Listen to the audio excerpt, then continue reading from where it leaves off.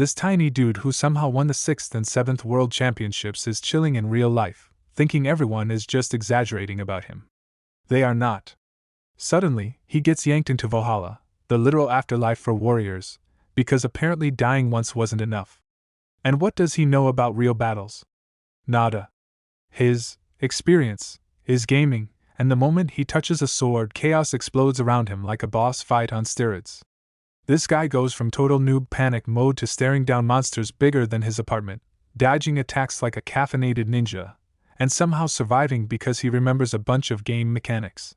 He unlocks powers, gets blessings from goddesses, meets cute Valkyries, and somehow everyone acts like he's the main character of history itself.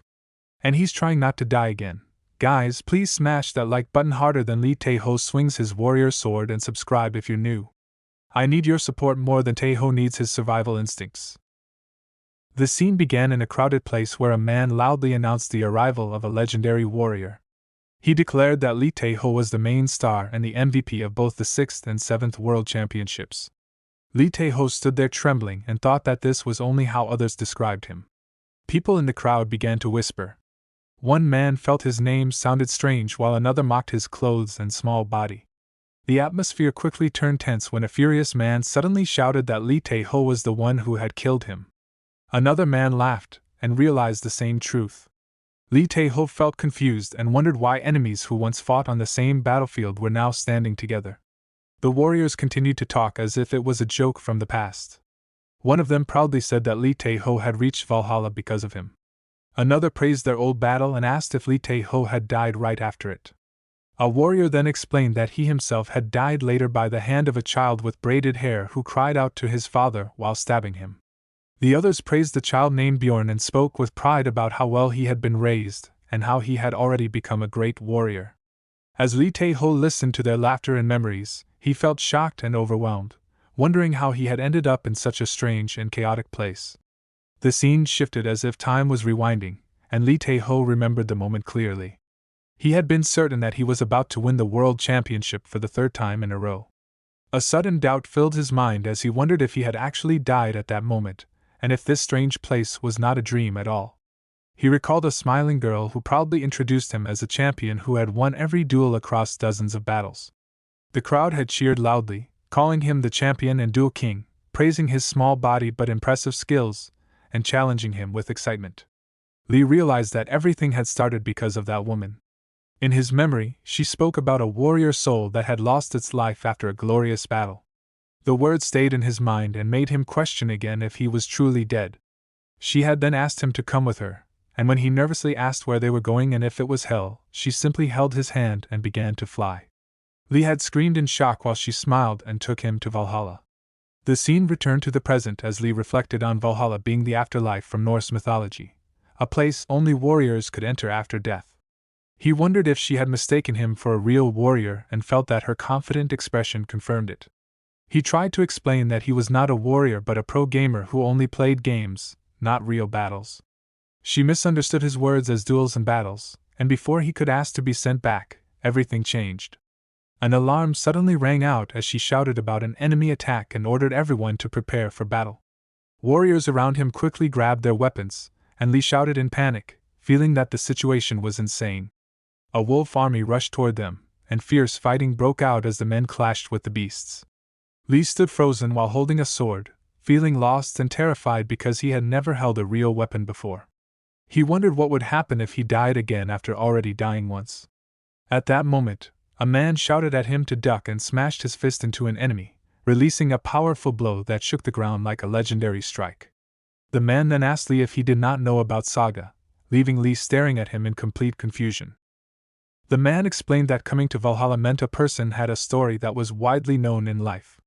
He told Lee that achievements became strength in this world and that the more famous those achievements were, the stronger a warrior would become. Lee listened with wide eyes and first thought that his life only consisted of eating and playing games. Then a sudden realization struck him and he wondered if the achievements of his game character, the immortal warrior Kalstead, could also count. As that thought formed, mana burst around him and he raised his hand in shock, sensing something awaken inside him. The man noticed the change and said that Lee truly had a saga, explaining that letters of light should appear before his eyes. Lee looked ahead with excitement and realized that although he did not know the language, he could still read it as if his mind was translating the images. He recognized the title Immortal Warrior as belonging to Kalstead and believed that if he could use Kalstead power, he would become the strongest being in this world. His confidence rose quickly until the man shouted at him to look straight ahead. A massive monster suddenly stood before Lee and attacked, throwing him back with a heavy stomp. Lee forced his legs to steady his body and felt confused and frustrated. He believed that Kalstead power should not be this weak and that the Immortal Warrior would have defeated such a monster easily. He began to suspect that something was wrong with the saga itself. At that moment, a strange screen appeared before him showing that his synchronization rate with Kalstead was only 1%. Lee reacted with disbelief and anger, feeling as if this limitation was some kind of cruel joke. The man laughed at Lee's reaction and called him an amusing fellow. He told Lee that his help ended there and explained that the saga was not finished yet. He encouraged Lee to continue crafting his own story through survival. Finally, the man introduced himself as Bjorn and told Lee to stay alive so they could meet again, before leaving him to face his fate in Valhalla. Lee focused on the fact that he only had 1% of Kalstead power, yet he believed that even this small portion was more than enough. He rushed forward toward his enemies while imagining Kalstead as a superhuman who once faced hundreds of soldiers alone. His heart filled with excitement as he dreamed of a future legend that would combine his own name with Kalstead. A monster swung its weapon and sent Lee sliding backward, but the battle did not stop. An announcer's voice echoed across the field, praising a fierce storm that swept through the enemy and calling it the power of Lee Taeho Kalstead. In the heat of combat, Lee activated a magic technique known as the Charge of a Warrior, which moved like a raging storm. He fell to the ground afterward and quickly realized that recalling an achievement created a new saga. He understood that this ability boosted his movement speed and felt confident that with such saga abilities, he would survive in Valhalla. After the battle ended, time passed and the scene shifted to a bar where warriors laughed loudly and celebrated their survival. One of them raised a toast while another claimed that the battle had only been a warm-up. Lee sat there eating and wondered if this place was the night banquet he had heard about. He noticed that only alcohol and meat were served, and although he was starving, he felt uneasy about it. Bjorn explained that better food could be gained by raising warrior class and that this banquet was meant for the lowest class warriors and newcomers. Lee asked if Bjorn also belonged to the lowest class, but Bjorn replied that he had only come down to see him. Lee thanked Bjorn sincerely and admitted that without his guidance about the saga, he might not have survived. He then asked what would happen if he died again in this world. Bjorn calmly explained that souls who died in Valhalla were turned into warriors of steel who felt no pain or hunger and fought forever. The idea horrified Lee, and he swore in his heart that he must never die in this place. Bjorn then said that Lee affiliation would soon be decided and that the time had come. A woman stood on a stage and announced that she had witnessed the warriors' feats, and would now declare their allegiance. Bjorn told Lee that she was Reginleif, the daughter of Odin and born of noble blood. The Valkyrie instructed everyone to look into their cups, saying they would see the name of the one they would trust and follow. Bjorn explained that they all belonged to the legion of the gods of Asgard, and that greater power would come from the god they served. Lee thought about the Norse gods he knew and wished with all his heart to gain the power of a truly mighty god. Later, Lee found himself sitting in a boat with a girl and felt confused about his situation. He remembered that it was called the Legion of the Gods, yet he was the only one there, which made no sense to him. The girl calmly told him not to worry and explained that their legion had strong points that did not lose to others. She said there was no one above them giving orders and no one below causing trouble, calling it a perfect kind of paradise. Lee looked shocked and asked if he truly was the only member of Iden Legion. His thoughts drifted back to when he had asked Bjorn about Iden, a name he did not recognize, and Bjorn had simply told him to stay strong with an unclear expression that still bothered Lee. The scene shifted to a gathering area where a girl suddenly called out for those affiliated with Odin to come forward. Lee walked around while observing the place and soon noticed a girl yawning nearby. He approached her and explained that he belonged to Iden Legion. The girl reacted with excitement and could not believe they finally had a newcomer, saying it had been a long time since they last had a rookie. Lee felt flustered by how close she suddenly became. She introduced herself as Haida, greeting him warmly. Lee then asked what they were fighting and why there was a war in this world. Haida smiled and patiently explained the situation. She described that they were in Asgard and that beyond it lay Muspelheim, a land from which giants, evil gods, and beasts were invading. When Lee asked about a red area he noticed, she told him it was a place called Aaron that had already fallen. She explained that they were now standing on the front line, fighting enemies who aimed to destroy the world itself. Lee asked if this great conflict was called Ragnarok, and Haida confirmed it.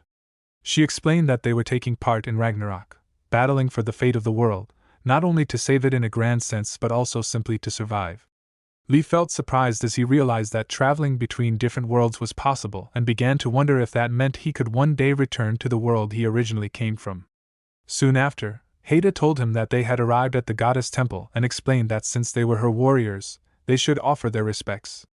Lee asked in disbelief if they were truly going to see the goddess, and Haida explained that they would not meet her directly but from a distance, as the goddess resided in a higher place.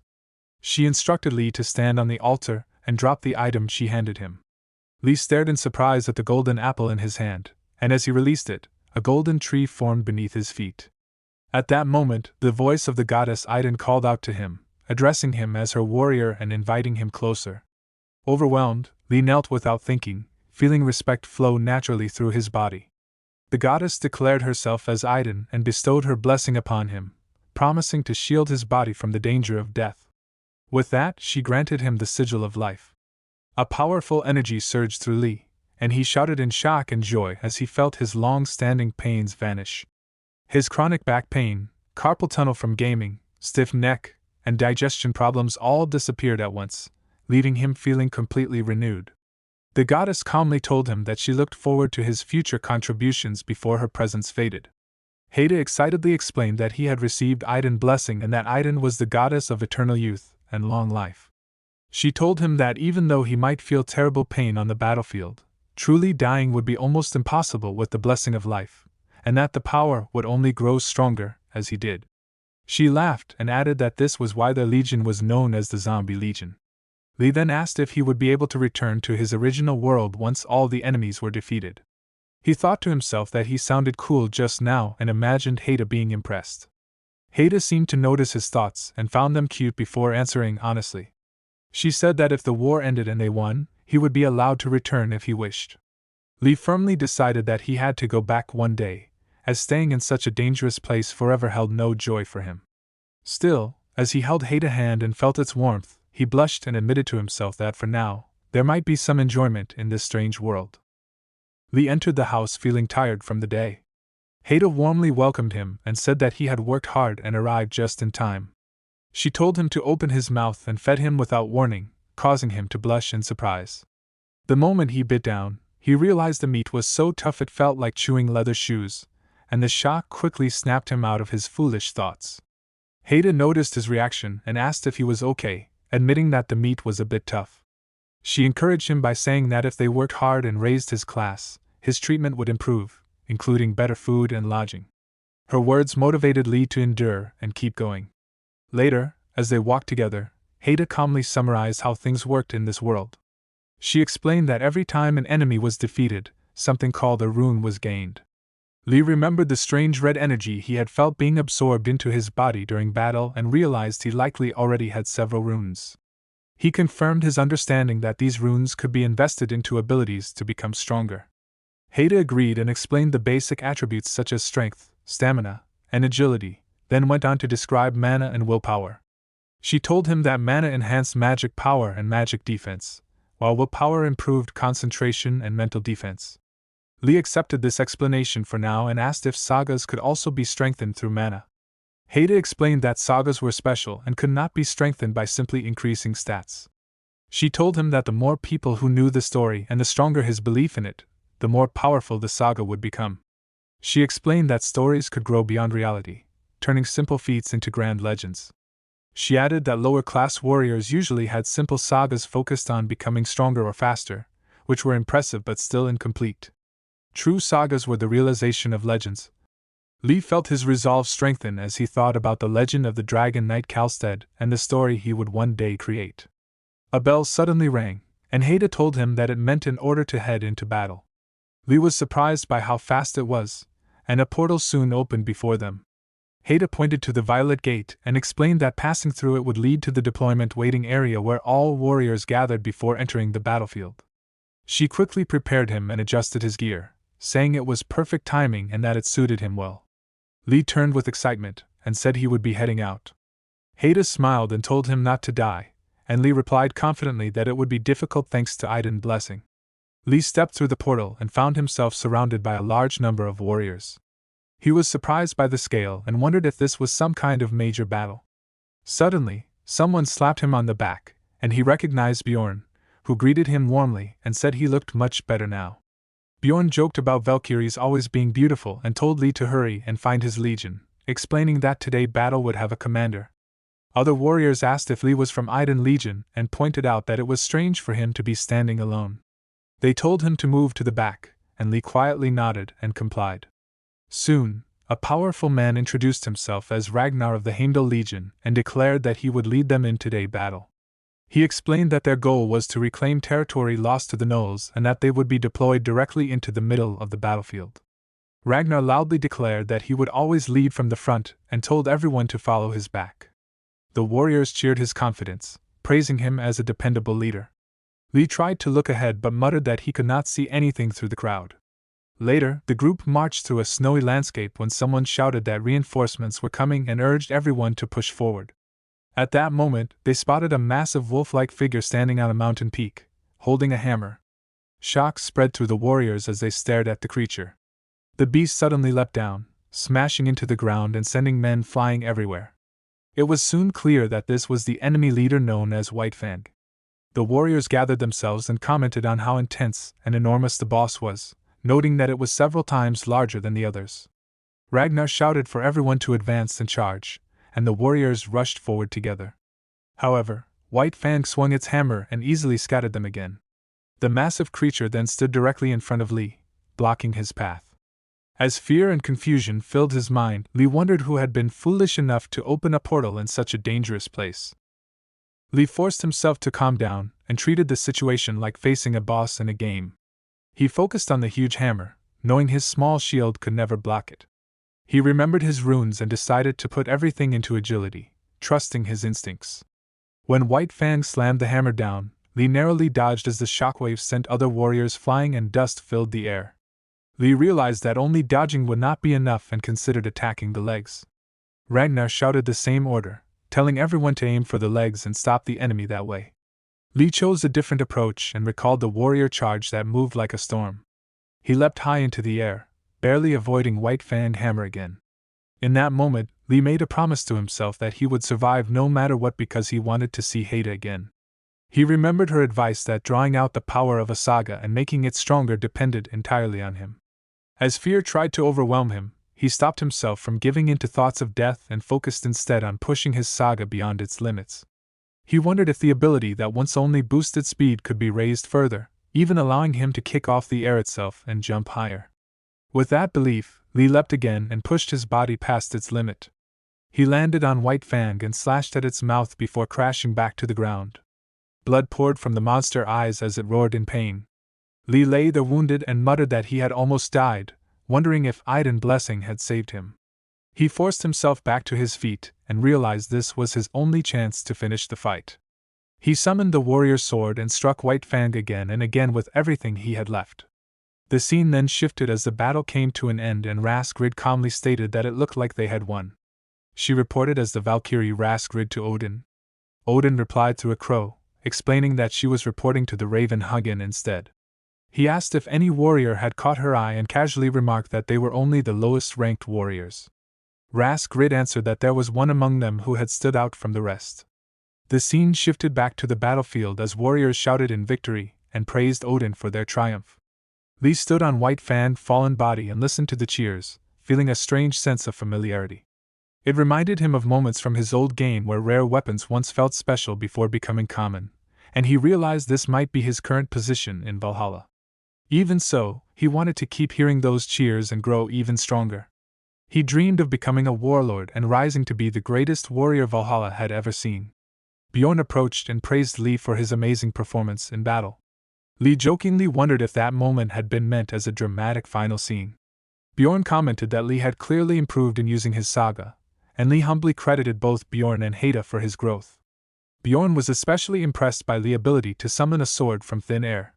Lee admitted that it was new for him as well and explained that he could now create and dismiss the weapon whenever he wished. Bjorn then reminded him that the mission was not over yet, as they still had to reclaim the fortress, and would remain stationed there until it was secured. Later that night in the camp, Lee lay on his bed and reflected on how long and exhausting the day had been, amazed that everything had happened within a single day. He wondered how much stronger he had truly become, and opened his status window to check his progress. He saw that his saga as the immortal warrior had a much higher synchronization rate, along with an extra saga slot and a growing number of runes. A smile spread across his face as he realized his sync rate had increased and that he might now be able to use 2 sagas at the same time. As he enjoyed this thought, a man entered the tent and informed him that he had a visitor. Lee noticed the strange smirk on the man's face and felt confused by the looks others were giving him. His confusion turned into embarrassment when he heard Haida call his name, causing him to blush as he wondered what was about to happen next. Haida was crying and apologizing, feeling overwhelmed by what she was witnessing. 5 minutes earlier, she had asked Taeho to show all the achievements he had accomplished in life, and Lee questioned if he could actually show them to others. Taeho told her that if she decided to, she could see them.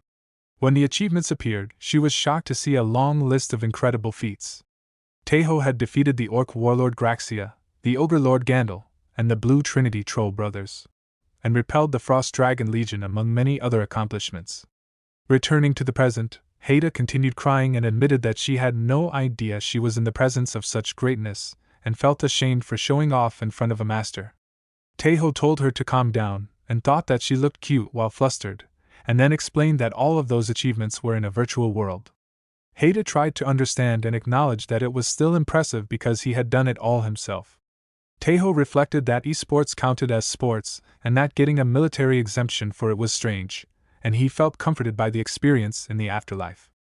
Haida then explained that there was no limit on how many sagas one could have, but at Taeho's current level, creating another saga soon might prevent him from making more for a while, so he had to choose carefully.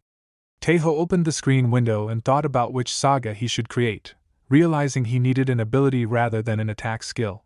He decided on the Dragon Eye, which allowed him to see everything about his opponents, all the details just like he could in the game. Haida found it creepy and asked if he had decided, and Taeho confirmed that this saga would give him the ability to see through everything. Haida shouted at Taeho, worried about him and asking if he was alright, saying that he had really scared her as if his head was going to explode.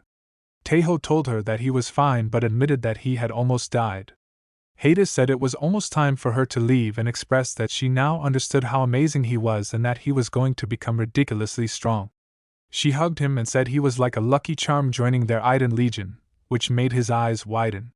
Shortly after Haida left, a man entered the camp looking for Taeho and introduced himself as Ralph from the Ulla Legion, a warrior from the Siri division joining the Ragnall division. He explained that everyone was gathering at their division's base, and he was there to fetch Taeho. Lee thought about Ralph's real name and decided to turn off his X-ray vision for now. Later, while walking, Ralph expressed that he was seriously jealous and impressed that a Valkyrie had visited Taeho, saying it seemed so cool and that he would brag about it forever if it happened to him. Lee thought that it was like a celebrity visiting and asked Ralph about the blessing of the Ulla Legion. Ralph explained that it gave the choice between invisibility and tracking, and he had chosen invisibility. He said that tracking allowed one to follow a target even with the smallest trace and announced that they had arrived at the base. He then introduced Taeho to the captain, and Lee was shocked to see a woman who was not a Valkyrie. The woman stood up and greeted Taeho, acknowledging that he was the warrior who had taken down the giant knoll that day and told him that the head commander would be arriving soon, instructing him to wait there. Taeho nodded and agreed. Siri was introduced as a human hunter of the Ulla Legion, and Lee thought she had serious charisma. Suddenly, the sky shone and Raskrid appeared. Lee realized it was a Valkyrie and felt excited, recognizing her as Valkyrie Raskrid, though he wondered about the nickname, and whether it was given by the warriors. Raskrid landed on the ground and announced that she was the chief commander of the battlefield and explained that since Ragnall had fallen in battle, the Ragnall division had been merged with Siri's division, and she instructed Siri to take good care of them. Siri obediently responded that she would follow the command. Raskrid then opened a scroll and said that she had seen all of their achievements, and would give rewards to those who contributed greatly. She specifically recognized Lee Taeho for single-handedly defeating Giant Knoll, the leader of the NOOB division, and rewarded him with a bag of gold coins, 1 rune, and 10 contribution points for his legion. Lee thought that he could not smile yet but realized he was becoming famous, and people around them shouted in excitement, amazed that he had even received a visit from a Valkyrie. Lee was surprised to realize that a Valkyrie visit was an even bigger deal than defeating a boss monster. Raskrid then called for silence and announced that starting the next afternoon, they would begin the fortress takeover using a special tactic called Iron Rain, and the warriors present would participate in it. The people cheered with excitement. Lee wondered what Iron Rain was and asked Rolf, who admitted that he had no idea. Raskrid shouted for everyone to advance, and the soldiers rushed forward. Boss Red Eye appeared in front of them, and they clashed immediately. Siri explained that during the siege, while the enemy's attention was focused on the front, one unit would scale the fortress wall and open the gate by reaching the rune magic control room. Rolf asked if they were going over the wall using Iron Rain, and Lee thought about how Rolf acted like he knew what it was and wondered if it was some kind of teleportation magic. Rolf asked Taeho if he was excited, but Lee said he was not. Bjorn shouted with excitement, but Lee reminded him they were already in Valhalla. A man announced they were ready to launch, and Lee closed his eyes as they were shot toward the castle along with many drums. When their drums landed inside the castle, one of the men accidentally bit his tongue, and Lee thought that somehow he had managed not to die. Siri shouted for everyone to prepare for battle as giant bugs surrounded them. One man exclaimed that there were so many, and Lee noticed that the bugs moved in groups of 5, realizing that if they killed the one acting like the leader, the rest would become useless. Rolf said that since all the bugs looked the same, they would have to rely on luck, but Lee thought that using Dragon's Eye would allow him to see each bug's name. Siri said she could not tell them apart, and Lee told her he had a saga. Siri rushed forward and instructed him to point out the leader with his finger, while everyone focused on the one she was attacking. Lee nodded and pointed at the giant bug, which they killed, and then he pointed at the others one by one until they were all defeated. Siri said the bugs were swarming again and told Rolf to assemble a separate unit to leave for the control room while she and her team handled the swarm. Rolf understood and told Lee to stay close to him, using a magic technique called stealth movement. As they moved, Rolf explained that he knew the map in his head and that there was a hidden door connected to the control room, an emergency passage. Lee thought about the many spider webs around them and realized the passage had not been used for a very long time. Rolf warned everyone to watch their step as they walked, and they all nodded in agreement. Suddenly, Lee shouted and pointed toward the roof, alerting Rolf about an unnamed soldier. Rolf realized it was a huge wolf spider that must have been hungry, and said it was too late to save him. Lee then noticed that there were more spiders and stayed calm, thinking about their weakness. He saw that their specialty was paralysis venom, and their weakness was fire. He summoned his Saga Warrior's sword, which surprised Rolf. Lee activated the sword's effect, surrounding it with fire, and the blast shook the ground. He shouted to move forward while they had the chance. Bjorn asked about the sword, and Rolf questioned if Lee was a mage. Lee said he could make another sword and guided them toward a door, shouting for everyone to get in quickly. Once Bjorn entered, Lee told Rolf to close the door. Lee sat on the ground to catch his breath, and the others did the same. Looking around, Lee asked if this was the control room, and Rolf explained that it was the emergency control room, the second hidden control room of the fortress. Lee thought that was why the path had been so difficult, and realized that since it was hidden, there were no guards. Rolf said they needed to hurry and open the fort gate quickly to minimize their allies' casualties. The system confirmed the emergency authorization key, and a glowing fortress appeared, introducing itself as Black Fortress and asking for a command. Rolf ordered it to open the gate, and the fortress complied, but spiders rushed in through the entrance. Rolf shouted that it was the wrong gate and meant the fortress gate. Later, Rolf said the mission was accomplished for now and that they just needed to defend the control room until their forces captured the fortress. He suggested they could talk while waiting, but the fortress suddenly announced that an intruder was approaching the control room and to prepare for combat. Lee was surprised that the intruder had come through the thick iron door. Rolf realized that a horde of spiders outside had been taken out and that the intruder was Red Eye. Red Eye shouted angrily and threatened to tear them all to shreds. Everyone panicked and rushed forward, but Red Eye swung his weapon and threw Bjorn into the wall. Red Eye wondered where the tiny one was, and Lee appeared above him and kicked his face, pushing him back. Red Eye slammed Lee onto the ground, shaking the earth, and Rolf looked on in shock. Li felt a strange warmth spread through his body and thought that this must be what death felt like, realizing that this time he was truly about to die. Suddenly, Rolf fired flames toward Red Eye, and the blast shook the ground. Rolf shouted for everyone to get themselves together, and called out to Taeho and another soldier. Red Eye turned his rage toward Rolf and threatened to kill him, but then hesitated, unsure whether to kill the annoying archer first or finish off the one he had already crushed. Noticing this moment of doubt, Li pretended to be dead. Red Eye decided that Li would be the first to die, while Rolf prepared his arrows and decided to take the risk. Li endured the pain, thinking that it hurt badly but that he was still alive, and suddenly rushed forward. He slammed into Red Eye, knocking him down and surprising him. As Red Eye fell to the ground, Rolf urged Li to finish it quickly. Li gathered his mana and apologized in his heart as a fellow male before summoning his Saga Warrior's sword, which transformed into a huge hammer. He then brought the hammer down with full force on Red Eye, sending dust flying across the ground. Li thought about the siege of the Black Fortress, and realized it had ended in victory for the warriors of Valhalla.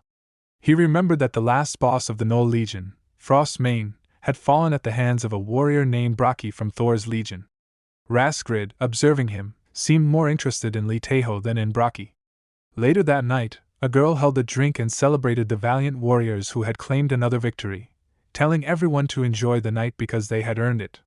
Rolf asked Li if his body was alright, and Li admitted that he honestly felt like he was going to die. Rolf said it was lucky that he was still alive and that he had been terrified when Li was slammed into the ground.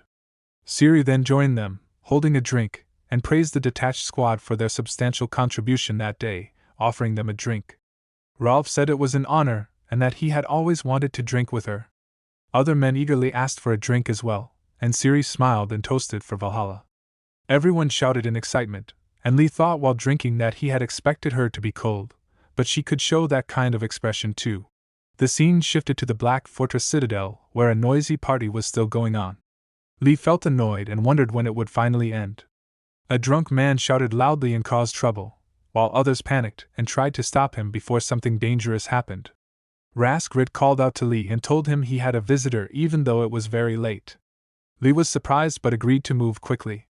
Haida greeted him calmly, and Li decided to leave with her at once. Behind them, the drunken men kept shouting and laughing, asking to continue drinking. Raskrid stopped them firmly, and reminded everyone that Siri unit had a special mission the next day and they needed rest. The next morning, when Li stepped forward, the men teased him and said he looked tired. They joked loudly and hinted that he had spent the night alone with the Valkyrie. Li apologized and said he was told to keep it a secret, which only made them tease him more. He blushed and denied that anything had happened. At that moment, Siri raised her voice and ordered everyone to listen. She announced a special mission and explained that their target was the dwarf mine east of the Black Fortress. She said the gnolls had taken the fortress, the dwarves had sealed the mine, and no news had come from them since. Their mission was to go there directly and check the situation. Li reacted with surprise at the mention of dwarves. Rolf laughed and talked about dwarves loving beer, saying he might get a drink after a long time. Rolf loudly claimed that dwarves were the manliest of men and even their women had beards. Siri cut him off and said the briefing was not over yet. She explained that the dwarf mine was far from the Black Fortress, so to reduce travel time, the Black Lightning had been prepared as their transport. Li reacted calmly and thought that he had expected this. Later, the scene shifted to a quiet room where Haida sat on a bed and told Li to keep everything they talked about a secret. She said she had something to give him, which made Li blush. She offered him a golden apple necklace and explained that wearing it increased recovery speed. She also gave him a fragment of a golden apple, saying it could heal wounds, remove poison, lift curses, and even help with beauty. She ended by wishing Aiden blessing to be with him. In the present, Li woke up on snowy ground and slowly stood up. He wondered if he was actually alive and thought he never expected anything normal, but being launched in a coffin was beyond his imagination. He turned his head and saw his companions lying nearby and worried that they might all be dead. He then looked at his necklace and thought that it might be the reason he was the only one unharmed. A few moments later, the group gathered in front of a large door. Someone noticed that the door was already open and suspected they had been tricked. Siri ordered everyone to move inside. As they entered, the group felt uneasy because it was extremely dark. Siri explained that dwarves dislike sunlight and mentioned rumors about them turning to stone under direct sun, then joked that if they drank blood they would be vampires instead. She announced their presence as warriors from Valhalla sent by Valkyrie Raskrid. Lee activated his eye skill and was shocked when he sensed many red names around them. The group realized they were surrounded and quickly formed a shield wall. Arrows rained down on them, but the shields held as the warriors endured the pain. Siri asked Lee if he could identify the enemy through the gap, and Lee confirmed that he could. A large zombie suddenly appeared before them, causing Rolf to shout in disbelief about dwarves turning into zombies. Siri told him to listen carefully, and Lee came to the terrifying conclusion that this might mean all the dwarves were already dead. A terrifying enemy appeared before Lee and his group, stopping everyone in place. The boss warned them not to move and threatened to take their heads if they resisted. Siri quickly checked on Rolf and asked if he was alright. Rolf confirmed he was fine but admitted that shooting his bow would be difficult, as the enemy had clearly spared them on purpose. The boss admitted this and said it would be a waste to kill capable warriors like them. Instead, he declared that they would be reborn as powerful ghoul warriors under his control. Lee felt panic rise inside him and thought that dying might be better than living on as a monster. However, he also realized that even death would turn them into mindless fighters because of the curse system already affecting them. Suddenly, an arrow flew toward the boss, but the creature caught it easily with one hand and mocked their resistance. Isaac shouted that it was better to die fighting than to become a fool serving as a zombie, and he launched a fiery attack. The boss laughed while surrounded by flames and mocked their efforts as pathetic. He then rushed forward, forcing Siri to shout orders to protect Isaac. The group formed a defensive wall, but the boss slammed his fist into the ground and sent dust flying everywhere. The impact knocked Siri away from her position. Isaac responded by unleashing a powerful technique known as the Dwarf Trio Whirlwind Attack, surrounding the boss with violent winds. The boss barely reacted and said it only tickled. Lee realized they were close and believed they just needed one more push. He quickly opened the roof mechanism above them, allowing bright sunlight to pour down onto the boss. The creature screamed in agony as the sunlight burned him. Lee held on to the handle firmly and declared that he would break it so the opening could never close again. The boss fell to his knees on the ground, clearly defeated. Rolf asked what they should do next and turned to Lee, asking if he knew how to kill a vampire. Lee admitted he was not sure and wondered if they should drive a stake through its heart or wait for it to die on its own. Suddenly, Lee noticed that the enemy was chanting something and shouted a warning. Rolf realized that storm clouds were being summoned as everyone tightened their grip on their weapons. At that moment, many bats poured in through the open hole in the ceiling. Among them appeared a new enemy, the second phase known as Birgit. Birgit declared that he could not let his guard down and claimed they would not even be able to touch him. Lee sensed danger and shouted that the enemy was about to release something.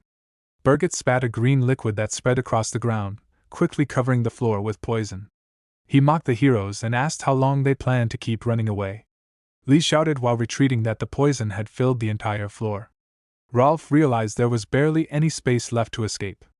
Holding his sword tightly, Lee refused to let everything end there and charged forward toward Birgit. Birgit mocked him for rushing straight in, but Lee continued forward while dodging the poisonous fluid. Birgit was shocked when he realized that Lee's last movement had been an afterimage. Lee slammed his sword down onto the enemy, but his eyes widened in shock when Birgit revealed that such a weapon could not pierce his skin. Birgit demanded to know what Lee was doing, and Lee replied that he was using the momentum. Birgit angrily told him to get off, but Lee calmly pointed out that he had no way to come down from that height. Birgit lost patience and decided to bring Lee down to the ground so they could fight again. Lee agreed without hesitation. Birgit called Lee foolish and prepared to smash him into the ground. As mana gathered in Lee's hands, Lee told him to wait and wondered how, in such a desperate situation, a new saga could be born. Rolf shouted at Lee and asked if he was sure that all the enemies around them were zombies.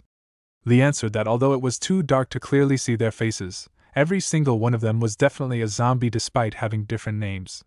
Siri noticed the enemies reloading and urgently ordered everyone to raise their shields again. Bjorn protested that the shields were already badly damaged. Siri realized that they might not be able to block the next attack and wondered if this was truly the end. At that moment, a man suddenly rushed toward them and shouted for everyone to listen. He threw a bottle filled with fire and told them to close their eyes. A powerful explosion shook the ground and created an opening. The man quickly raised his hand and called for everyone to hurry and get inside. Rolf complained while crawling into the narrow hole, saying it was too tight and he might get stuck, and asked if there was another way. The man refused and forcefully pushed Rolf through from behind. When Lee entered the hole, Siri confirmed that everyone had made it down and guided him forward. Lee was surprised when he looked around and saw the floor and walls shining. The man explained that this was the work of a vampire that had suddenly appeared at dawn just a day before and caused all this destruction in a single day. He explained that anyone bitten and killed by it became a ghoul through a curse, and those bitten by ghouls turned into more ghouls. Out of roughly 20 dwarves in the mine, only a small number were still alive. Siri asked if the creature had any distinctive features. The man explained that it was large, completely gray, bald, and had pitch black eyes, with nails that kept growing and shrinking. He added that it seemed to fight using physical strength rather than magic. Siri asked Isaac if he planned to seek revenge and advised him to postpone it so they could regroup and return safely. Isaac firmly refused and said it had to be done immediately, explaining that something even more important than revenge had recently been discovered in the mine. All the men looked shocked by the news, but Lee remained calm. He silently wondered why everyone always acted so surprised when they barely understood the situation. As they moved deeper into the cave, Bjorn admitted that he had not known UNT was such an incredible material. Rolf agreed and said the discovery was a huge shock. Bjorn insisted that if it was truly that valuable, they had to move immediately. Rolf supported him and said they could not allow the enemy to steal something so precious. Bjorn repeated that it was an amazing thing, which made Rolf impatient and asked for a proper explanation. Rolf then explained that UNT was called the Metal of the Gods. He said it was the hardest material in the world and that it amplified the power of runes. He added that even Mjolnir itself had been made from UNT. Siri realized the danger and said they could not allow a weapon like Mjolnir to fall into enemy hands and that they had to act quickly. Isaac announced that they had arrived and pointed to the tower ahead. He explained that the sacred anvil was on the top floor and that the UNT was there, meaning the vampire would be there as well. He added that UNT could only be refined by starlight and moonlight. Lee questioned how that was possible in an underground place like this. Isaac explained that the top of the tower was connected to the surface, and that part of the ceiling could be opened. Lee understood the value of this information and realized that since it was around noon, the vampire would be weak to sunlight. Siri immediately ordered a fast frontal assault and commanded everyone to charge. The dwarf zombies turned toward them as both sides faced each other, ready for battle. Siri gave rapid orders for the vanguard and shield team to move first, followed by the dwarf warriors using a whirlwind attack. She called out to Lee and told him to move in, and Lee nodded without hesitation. She ordered them to fire and push forward without stopping. Isaac apologized to the comrades who had once fought beside him and launched a powerful attack that shook the ground. Lee group avoided the blast and pressed on. Soon, they stood before a large door. Isaac told them that the sacred anvil was behind it, and opened the door, only to realize the UNT was not where he expected. Lee quickly pointed upward and shouted that it was on the ceiling. Rolf ordered everyone to prepare and attack with arrows. Lee observed the enemy and thought that compared to a giant gnoll, its size was smaller, yet an ominous presence flowed from it. Before them stood the boss Stragos, who spoke confidently and claimed the treasure as his own. Lee's eyes widened as he faced the powerful enemy. The rat-like boss shouted angrily and demanded to know what Lee was doing, telling him to stop playing around. Lee calmly told him to stay still because he was trying to focus. The boss exploded in rage and cursed Lee for his disrespect. At that moment, mana burst from Lee's hands and he suddenly understood what to do. He realized he was using the ability of the Dragon Knight Kalstead, the master of flying creatures whose mounts had included griffins, wyverns, and even dragons. With a confident smile, Lee decided to guide their descent slowly. As they reached the ground, Isaac commented that the creature looked strangely cute. Lee landed safely and casually spoke to the transformed creature as if calming it down. Rolf asked what they should do next, while Siri hugged the owl-like form and said it was cute. This only enraged the boss further, as he screamed that he would never forgive them and vowed to tear Lee apart. Rolf suddenly realized the control was breaking, and Siri immediately ordered everyone to prepare for battle. Lee understood that the saga was incomplete and that he could not maintain control for long. He decided to inflict as much damage as possible while he still could and shouted for everyone to combine their strength to take the enemy down. Rolf encouraged him and said they were counting on him. Lee charged forward and forced the enemy to fly higher, then shot out through the hole above. He ordered Stragos to dive at full speed toward the ground. As Stragos crashed down, dust filled the air. Lee gathered mana and summoned the Saga warrior sword Skullbuster, striking Stragos with full force. Even then, Lee realized the enemy was still alive. Isaac warned everyone to get out of the way and unleashed a powerful blast that shook the ground. Lee was thrown backward by the impact. Ralph added more fire and shouted for the enemy to die, while Lee thought that carrying such a heavy attack on one back showed how crazy everyone there was. After the battle, Ralph asked if the enemy was finally dead. Lee looked at the flames and replied that it seemed so. Later, the group gathered inside the cave. Isaac opened a chest and revealed the medal of the gods, the Yuan-ti, which appeared small. Ralph commented that losing something like that did not seem like a big loss. Isaac angrily corrected him and said that even that small amount was enough to craft a powerful ring. Ralph commented that Isaac had first said the metal could be used to make something like Mjolnir, and suggested they just move on. Isaac replied that he would leave the honor of smelting the Yuan-ti to the craftsmen of Valhalla. He explained that in their current situation they had neither the time to refine it nor the means to protect it properly. Ciri accepted his decision and assured him that they would make sure it was delivered safely. Ralph then casually asked if they were going to eat and drink now. Isaac laughed and happily said that of course they would, promising a whole barrel of ale to properly treat their saviors. Everyone cheered with joy and shouted about dwarf beer and manly celebrations. Ciri immediately shut the idea down and reminded them that they did not have time and needed to return quickly. Isaac sighed and said it could not be helped, but insisted they could not send their saviors away empty-handed and told them to follow him. They opened a door and stepped outside, and Lee stood still in amazement as he realized he was looking at the legendary dwarf armory. The group shouted in excitement while holding the equipment, praising the dwarf weapons and armor as true masterpieces. Isaac urged Lee not to just stand there, and told him to pick something for himself. Lee agreed and decided to examine the items with the dragon eye. He quickly realized there was a grading system and felt that he had found something special. Later, the group gathered again on the ground as the dwarves sincerely thanked them for avenging their fallen brothers. Isaac praised Lee and said he had an excellent eye for equipment. Lee thought about the Hawkwing garb, realizing it was the only blue-grade item in the armory. He commented that it felt light and durable and asked if it had any special abilities. Isaac explained that it required a chant to activate and offered to teach it to him, adding that it could even return him to the fortress instantly if things went badly. As they prepared to leave, Odin flew across the sky in excitement and shouted that he could already see the Black Fortress and that it was time to head back. The scene shifted back to the Black Fortress Citadel, where Ciri stood before Rasgrid with two others and gave a full report. She explained that a single Stragos had taken control of the dwarf mine and that everyone had fought together to defeat it. She added that they had successfully protected the Yuan-ti and delivered the portion entrusted to them by the dwarves. Rasgrid praised their achievement and said they had done something incredible. She declared that the fallen warriors would be reborn as proud warriors of steel and said she would personally take care of their remains. She then ordered everyone to return and rest for the day. As they walked outside, Ralph asked Lee if he wanted to go for a drink. Lee refused and said he was tired. Ciri smiled and praised Lee as the warrior of Iden, saying he had contributed the most during the mission. Lee blushed and denied it, saying it would not have been possible without everyone's help. Ciri teasingly suggested a drink again, but Lee declined once more.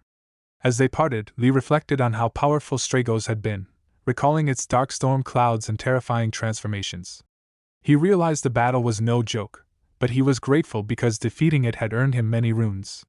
He wondered what would happen once he reached 10%. Later, under a bright sky, Reginleaf flew through the air and wondered if she had gone too far.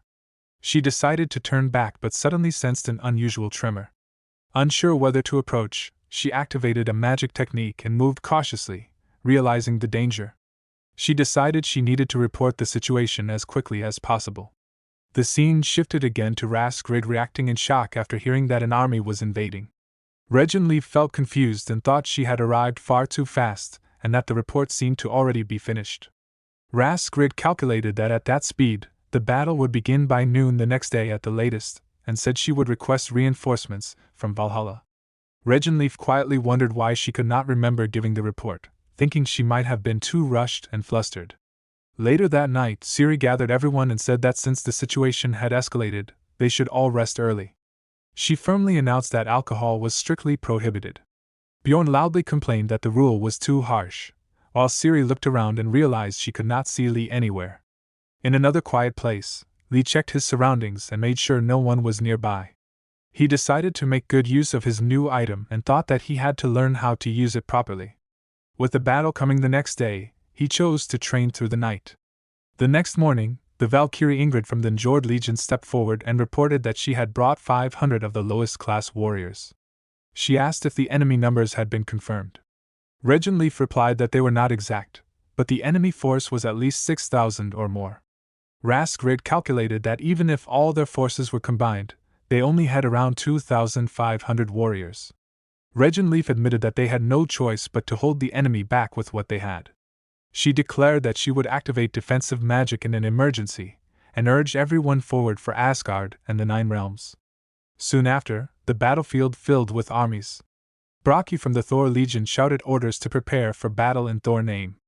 Siri commanded the Ulla Legion to ready their arrows and fight for Asgard and the Nine Realms. Lee realized he needed a long-range weapon and strengthened his resolve, thinking of Haida and Iden as he prepared to fight. The battle began with arrows raining down from both sides. Lee and his companions formed shields and blocked the incoming attacks.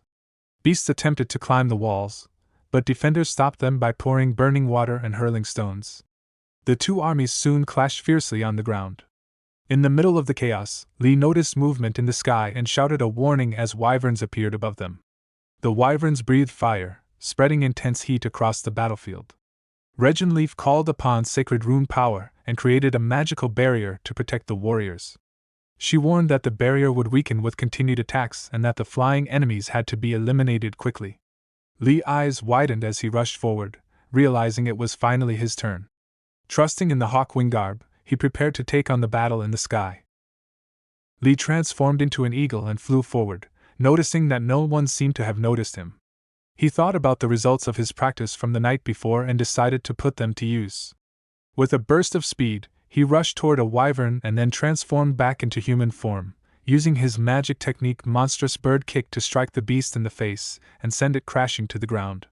He smiled, proud that the operation had succeeded and that the wyvern was now under his control. He summoned his saga warrior sword and realized he needed a spear. Confused to find only a bamboo spear, he decided to make do with it and prepared to face the next wyvern. The wyvern shot fire from its mouth at other wyverns, and Lee charged forward, slashing multiple beasts with his sword.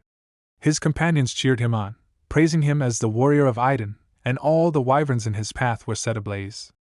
Regenleaf praised his actions, saying it was truly amazing that he had handled an entire wyvern unit alone. She warned that the battle was not over and that something even more dangerous was approaching. Suddenly, a large group of flying bee-like monsters appeared, revealing themselves as the Harpy Legion. Realizing that there were too many to fight one by one, Lee decided to descend with the wyvern. He flew toward the shield line, grabbed Siri's hand, and had her ride behind him. Together, they took to the sky again, ready to face the new threat. Siri used her magic technique, Saga the Witch's arrows never missed their mark, and shot arrows at the swarm of bees. All the bees fell to the ground, and Regenleaf smiled, praising Lee as the warrior of Iden and saying he had made the greatest contribution in the battle. Suddenly, the ground shook violently and a red whirlwind appeared in the sky. Lee shouted in shock as he saw something falling from above. Both he and Siri were stunned when they realized it was a gigantic black lightning and an enormous monster descending toward them. Lee could not believe its size and wondered aloud what it was. The monster revealed itself as a giant gut warrior from Utgard Loki, a boss-level giant named Hoot. One of the men shouted in fear at how enormous it was and questioned how they could possibly defeat it. The giant's eyes glowed bright blue, adding to its terrifying presence. Siri urged Lee to hurry and retreat, telling him to drop her near Rolf. Lee nodded in agreement. Regenleaf raised her hands and called upon Odin, activating the sacred power of the runes. As the giant attacked, its immense pressure shook the ground and caused cracks in the magical barrier protecting them. Raskrid quickly raised her hands and said they needed to restore the barrier while checking if Regenleaf was all right. Regenleaf admitted that at this rate, they could only withstand a few more hits.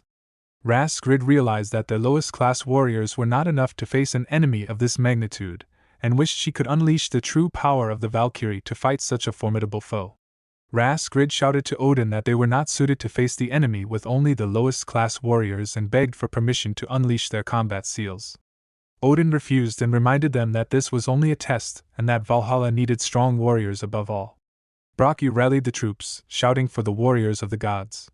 The men cheered with joy as Bragi leaped high and slammed his weapon onto the giant's face, but the giant easily brushed him aside. Lee worried about what to do next. Ciri told him that she and Rolf would create an opening and that he should fly in and attack when the moment came. Lee noticed that Bragi had already created a weak spot on the giant's head and realized they could use it to their advantage. He shouted that they should go once more. Ciri explained that they would use the siege ballista and activate both of their sagas at the same time. Rolf was surprised by the plan, and Lee positioned himself, waiting for the right moment. The giant raised its massive hand and slammed it toward Lee, who managed to dodge just in time and fell to the ground, raising a cloud of dust. Grid stepped forward and called Lee Idun's warrior, saying she would leave the battle to him and that he was their only hope.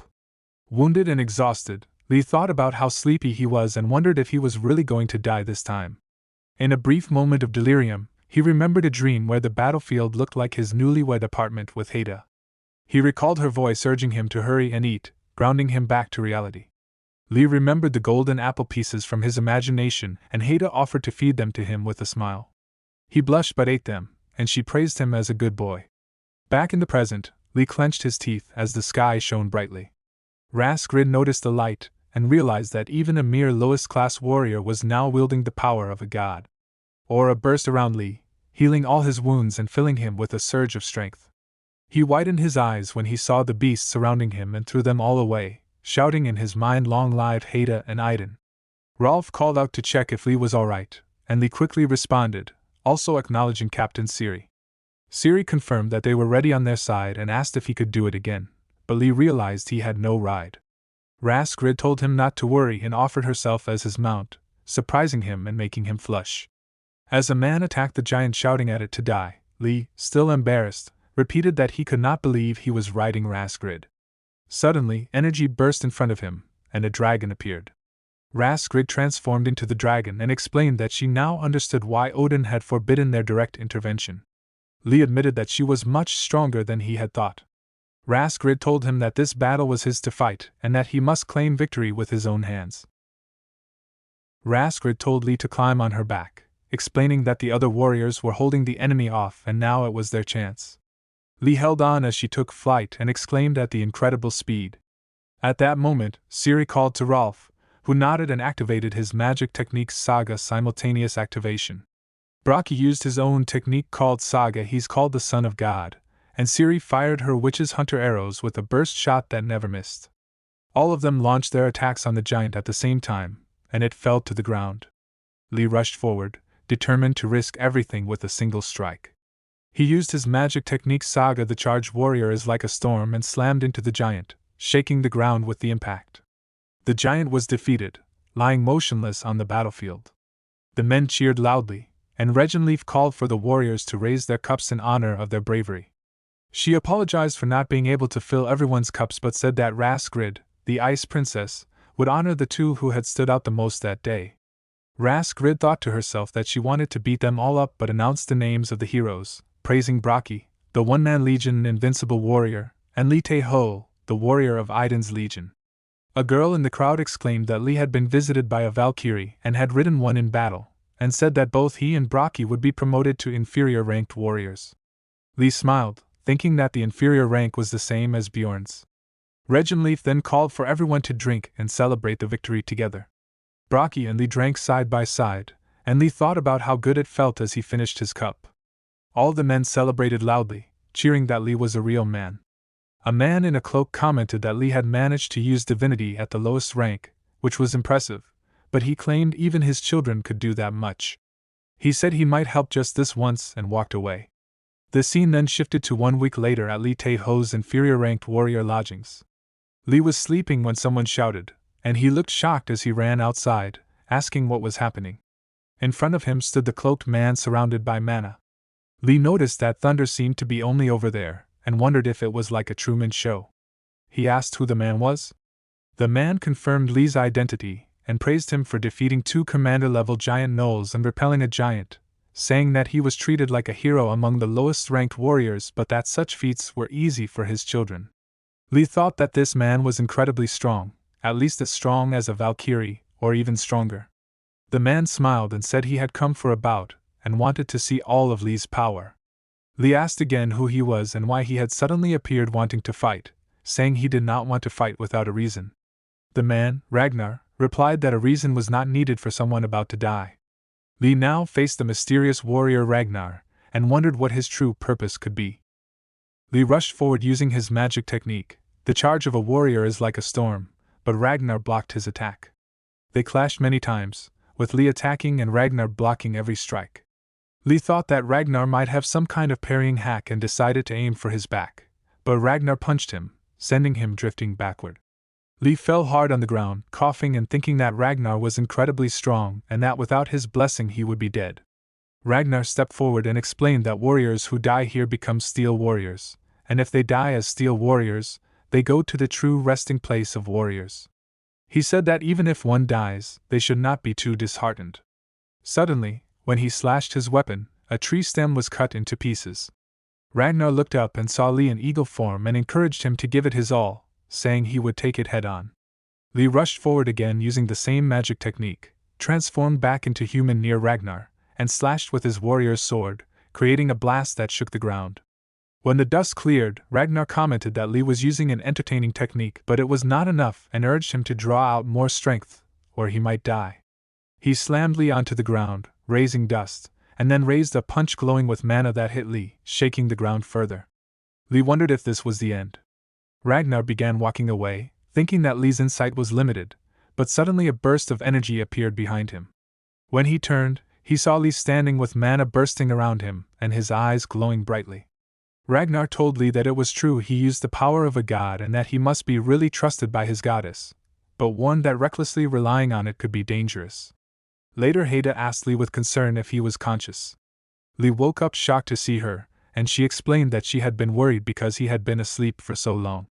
Lee told her not to mention it, and explained that a crazy man had attacked him out of nowhere, and he thought he was going to die. Ragnar asked if he should continue, and Lee shouted at him, asking why he was there. Haida introduced Ragnar as Lee's new mentor, which confused Lee because he already had Haida as his mentor. Ragnar clarified that he was not there to replace Haida. Haida admitted that she was not enough on her own anymore, which was why she had asked Ragnar to come.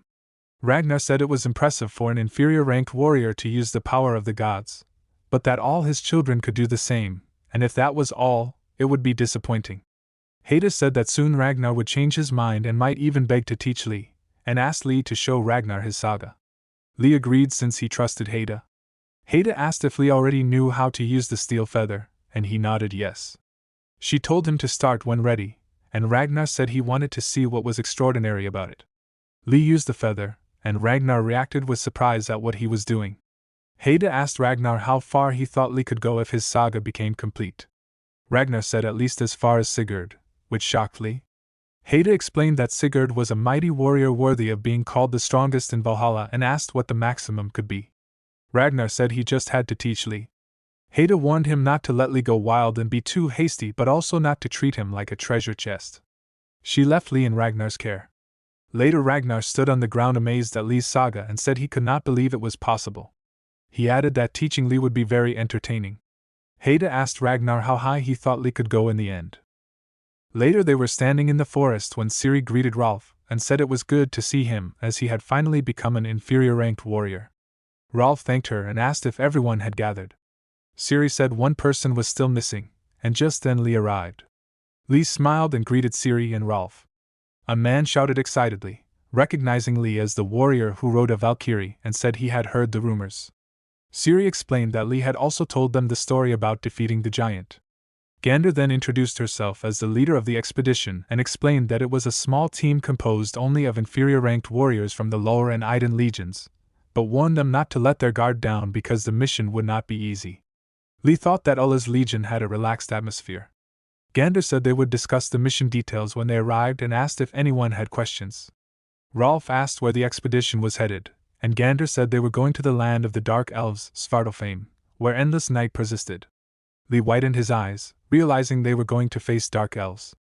The scene shifted to Svartalfheim, where branches from ashen trees intertwined to form a ceiling that blocked the sky, making it dark even in daytime and incredibly humid.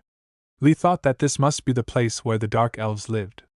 Gander explained that their mission was to exterminate a monster because a member of a Dark Elf family, which supplied Valhalla with medicinal herbs, had accidentally awakened a basilisk from hibernation while gathering herbs. Ciri confirmed that they meant the King of Serpents. Gander said that for this mission they were specially deploying the White Silence. A man shouted with excitement that he would finally get to ride it. Lee wondered what the White Silence was and asked Captain Ciri about it. Ciri said it was something truly amazing and that he would love it. Then White Wolves stepped forward, and Ken shouted that they were huge and the real thing. Lee thought they looked cool, super fast but still quiet, and it felt like he was riding the clouds. Gander complimented Lee on his riding, and Lee nodded, thinking it was thanks to the one who commands Dragon Saga. Gander said he was truly a desirable talent, which made Lee blush. Gander then told Ciri that she needed to attend to matters at the Dark Elf Council and that Ciri should lead the troops to visit the family in question. Ciri nodded and they moved forward. The scene shifted to the Mallow family's ancestral village, where a dark elf named Toleris welcomed them and said he would escort them to the head of the family. As they walked through the streets, dark elf children panicked at their presence. Lee thought the village did not seem very welcoming and noticed that all the names were gray, meaning neutral, but at least there were no hostiles. Toleris led them to a door, opened it, and announced their arrival in the dining hall. Malus, the head of the Mallow family, greeted them and offered drinks before the meal. The members looked to Ciri for permission, and she said one drink should be fine. They all cheered, and Lee began to drink, but suddenly his glass and all the other members' glasses began to fall. Lee realized something was wrong and called for Ciri. She shouted for everyone to escape. Malus ordered the main gate sealed, but the members ran outside.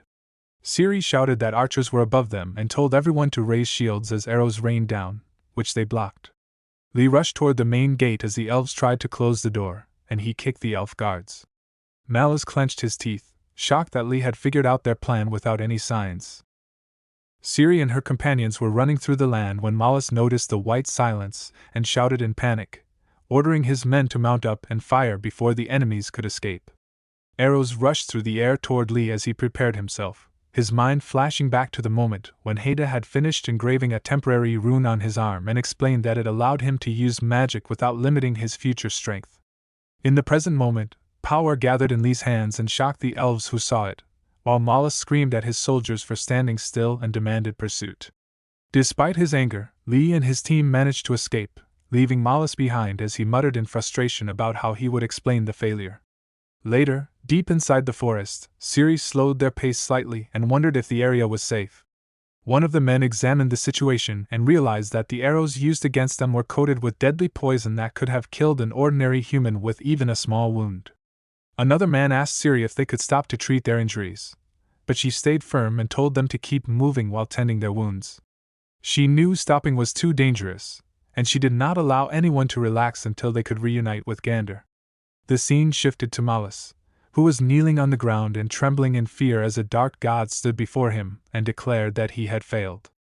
Malus apologized desperately and begged to borrow the basilisk, believing that with the god's strength he could still find a way to succeed. The god dismissed his hope and told him that he could not do it, but also assured him that there was no need to fear because preparations had already been made and the plan was already in motion.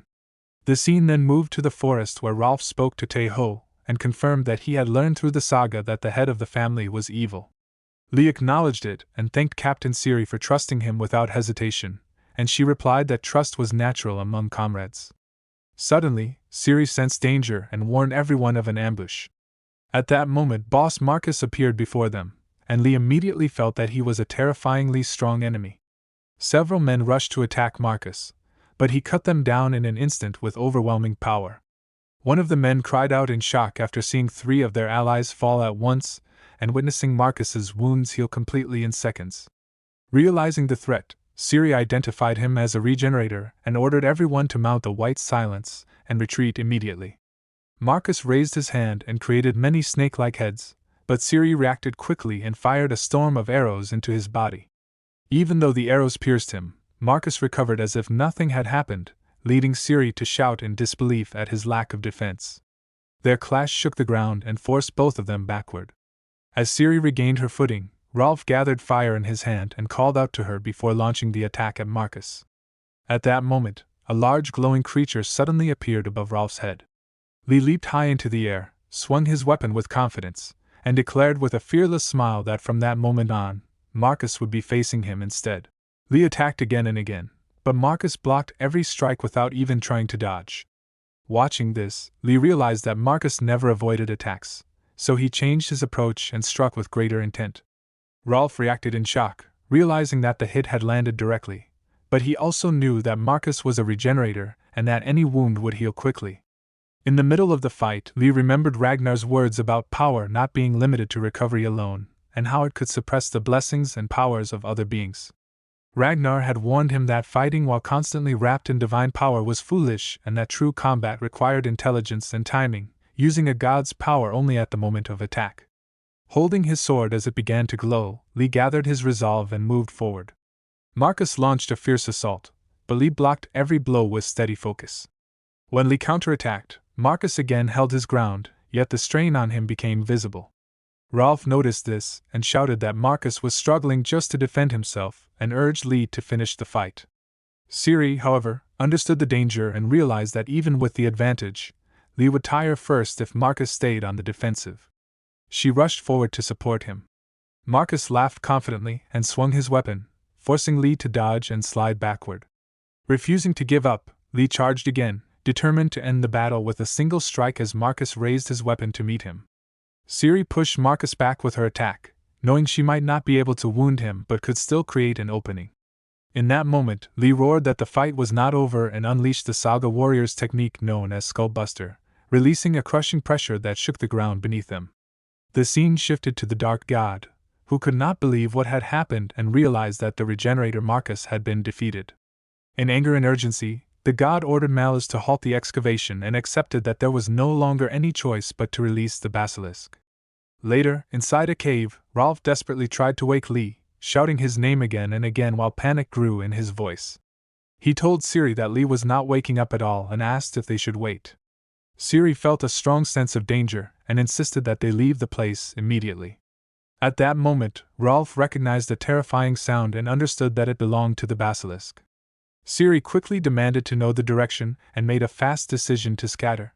She declared that the highest priority was to regroup with Gander, but that it was not necessary for everyone to reunite together. Bjorn shouted that they would meet again in Valhalla, trying to raise morale even in the face of fear. Rolf responded uneasily, feeling that the words were unsettling under the circumstances. Ciri then commanded everyone to move for Asgard and the Nine Realms without hesitation. When Rolf asked about Lee, Ciri took responsibility and ordered him to leave quickly. Rolf warned her to be careful before running off with the others. Left behind, Ciri transformed into the Saga Wolf Witch, gently carried Lee in her mouth, and moved away into the darkness to escape the approaching threat. Ciri called out to Taeho again and again until Lee finally woke up in shock and recognized her voice. She quickly told him to stay still and listen carefully, explaining that enemies were surrounding them and that any movement would weaken the blessing of stealth and cause an immediate chase. She made it clear that a battle was unavoidable if they were discovered. Lee felt guilty and admitted that because of him, Ciri was also in danger, and he wondered if she had ever thought about leaving with Rolf and the others. Ciri answered honestly that Lee possessed a special power, and losing him would be a loss for Valhalla, but on a personal level she truly enjoyed fighting alongside him and did not want to reach the warrior's rest too soon. Hearing this, Lee realized he was trusted and resolved not to betray that trust, thanking her sincerely. Ciri then remarked that the situation had become more dangerous because he had not woken up as quickly as she expected and mentioned that she had tried many ways to wake him. She told him it was time to move and said she was counting on him. After that, she transformed into her wolf form, and Lee climbed onto her back, shouting with renewed determination that she could rely on him.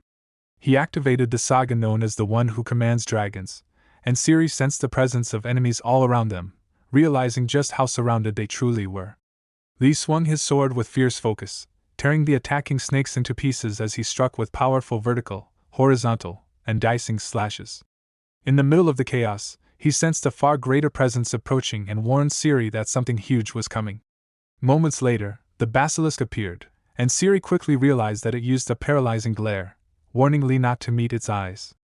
With no time to hesitate, Lee urged Siri forward and they charged together. The basilisk released a cloud of green gas, forcing Lee to gather his mana as it glowed in his raised hand. He unleashed a magic technique known as the charge of a warrior is like a storm and leaped high into the air, calling upon divine power in a desperate strike.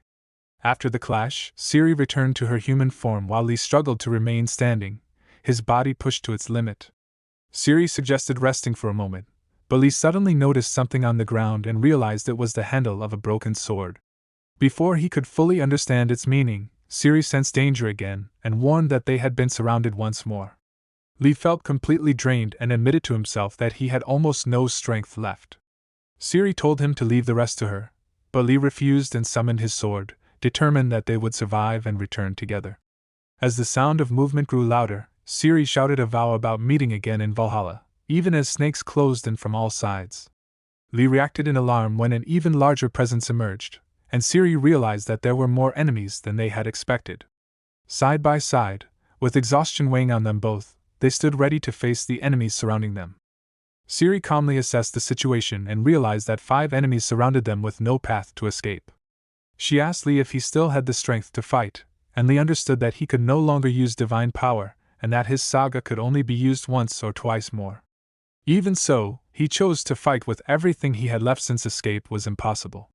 Hearing this, Siri acknowledged him as a true warrior of Valhalla, and together they raised their voices in a battle cry for Uller and Idun.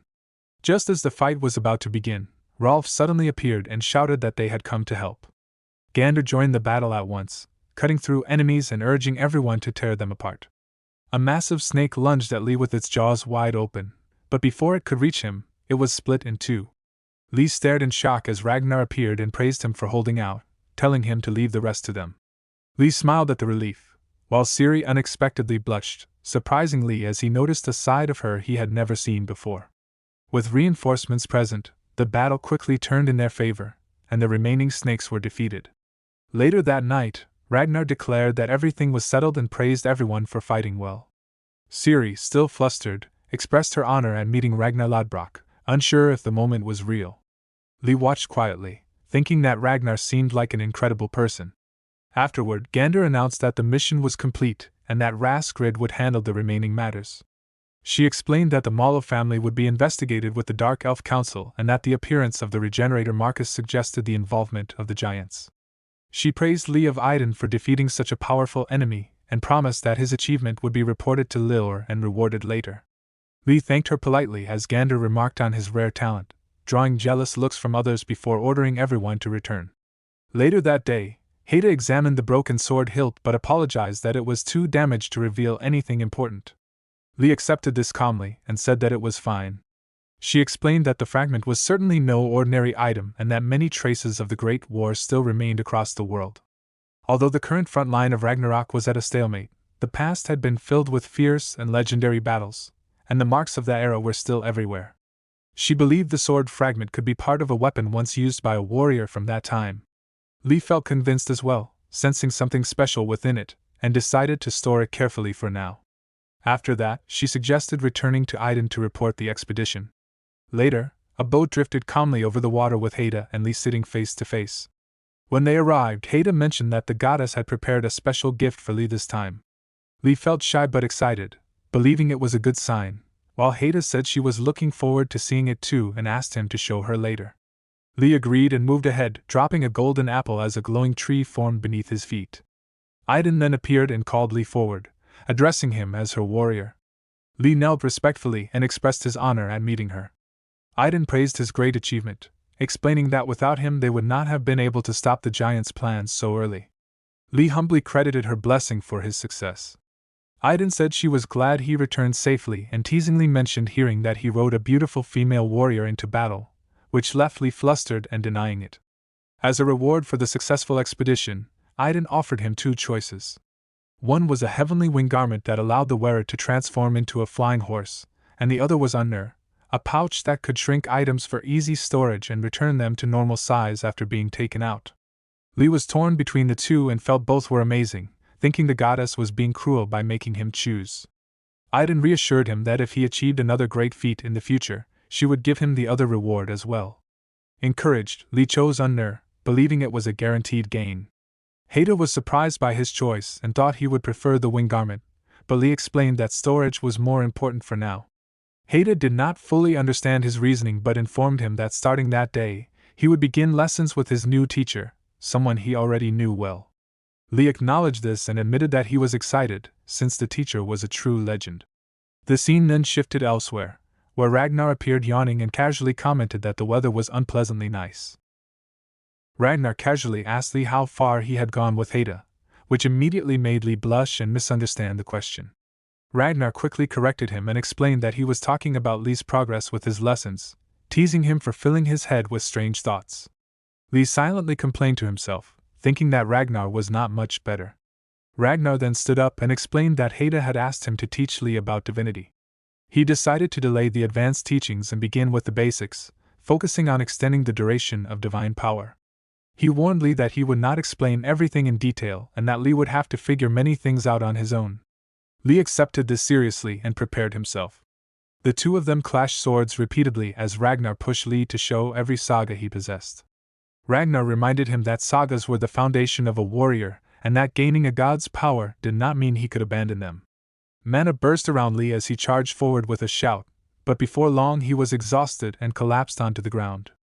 Ragnar then shared his thoughts from the fight and explained that Lee had two clear goals. The first was to gain an offensive saga, since most of Lee's sagas were support types and while useful, they lacked a decisive finishing move. Lee understood this as the need for an ultimate skill. The second goal was to review all of his sagas again, because they were incomplete. Ragnar explained that many lower-ranked warriors believed their sagas could only be used in one fixed way, which was a common mistake. He reminded Lee that a saga was a story that changed as it was passed down, and that his own sagas might hold hidden uses he had not yet realized. With that, Ragnar ended the lesson and told Lee to think carefully about his words and to train the basics of divinity by maintaining it during everyday actions like eating, sleeping, and even bathing. Ragnar then walked away, leaving Lee lying on the ground and breathing heavily as he muttered that it was a lot of homework and admitted to himself that the training was truly hard. Later in the evening, Haida was cooking with a gentle smile while Ragnar spoke to Lee nearby and remarked that he looked pleased, asking if he had something to show. Lee nodded with a smile and summoned his saga warrior's sword, explaining that it was the weapon he usually called forth. Ragnar urged him to continue, and Lee then summoned another of the same sword. Holding both, he explained that when he summoned a weapon while holding the broken sword hilt, he could create an upgraded version of that weapon. Ragnar understood his intention and realized that Lee was thinking of using this as a finishing move, silently noting that his way of thinking was different, perhaps because he came from another world. Haida soon arrived with urgency and told Lee that Raskrid had requested his support and wanted him to come immediately. Lee was confused that Raskrid had asked for him directly, but Haida explained that she thought it would be good for him to see the site in person at least once. Lee felt excited at the chance, thinking it might allow him to find more fragments of the broken sword. Haida noticed his enthusiasm and pouted, teasing him for seeming too eager, while Lee denied it and asked if he could depart right away. She pouted again, and Lee could only laugh. The scene then shifted into darkness, where a dark fairy smiled as she reported to Lord Avalt that the Giant of Strength was on the move. Avalt calmly replied that he was already observing it, and found it exciting that the followers of the Giant of Strength, Herod, were moving towards Svartalfheim. He looked forward to seeing what kind of chaos would unfold. Soon after, the scene moved to Svartalfheim, where a man introduced himself as Thorstein, an inferior-ranked warrior from Odin's legion. He greeted Lee respectfully, mentioned having heard of his fame, and said he would guide them to the army post. He had prepared 30 black horses and urged everyone to mount up and move quickly. As they rode forward, Lee remarked that riding a normal horse felt strange now, even though he did not truly miss Black Flash or Steel Rain. Ciri laughed and commented that he was becoming a true warrior of Valhalla, then asked about Rolf's expression. Lee explained that Rolf had been forced to give up his vacation to be there. As they drew closer to the excavation site, Thorstein shouted for everyone to speed up.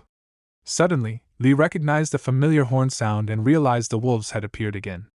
Ciri shouted confidently that they were only minor enemies and ordered everyone to trample through them, which they did without slowing down. However, not long after, harpies suddenly appeared in front of the group, throwing everything into confusion. One man shouted that it was too late to use their bows, and Rolf clenched his teeth in frustration as the situation became chaotic. At that moment, Lee activated divine power, releasing a burst of golden mana that swept through the air and hurled all the harpies away at once. When the dust settled, he stood tall at the front, holding his sword as the path ahead opened once more. Thorstein announced that they would soon join Odin's legion, and Lee looked around in awe, realizing that they were seeing the traces of the Great War firsthand. Ciri led her group forward, unleashing her saga called The Witch's Arrows Never Missed Their Mark, firing countless arrows at their enemies as she shouted for everyone to move out. Lee followed, summoning his saga warrior's sword, and a bright blast erupted from the ground, shaking everything around him. He grinned, feeling confident that they could break through to the center in a single push. At that moment, Raskrid appeared, slashing her weapon multiple times and greeting Lee warmly as the warrior of Iden. Lee quickly asked about the situation, and she explained that it was almost under control but that the battle was still evenly matched. She noted that their enemies had something similar to their steel rain, then shouted a warning as more enemies began to emerge from a large portal in the sky. Lee immediately noticed that stronger gnolls were arriving each time and shouted that an especially huge one was approaching. Someone else reacted in shock, questioning the enormous size of the creature. Raskrid focused on a descending mana ball and realized that another giant enemy had appeared, targeting the village of the Dark Elves.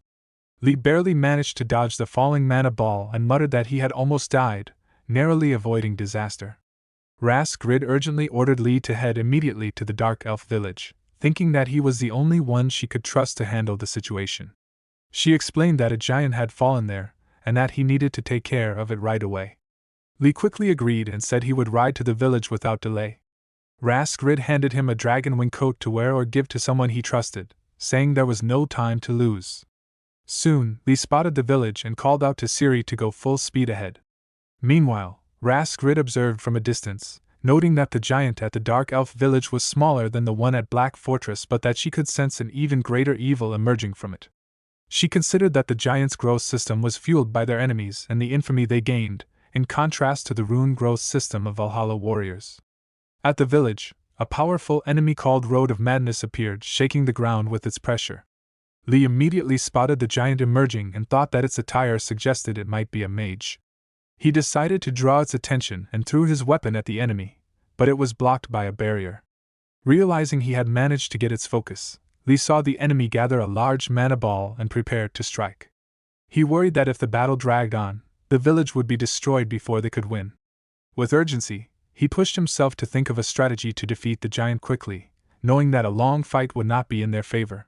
The scene opened with the giant herald, one of the 5 fingers of the magic king Urdgard Loki, raging with madness and hatred.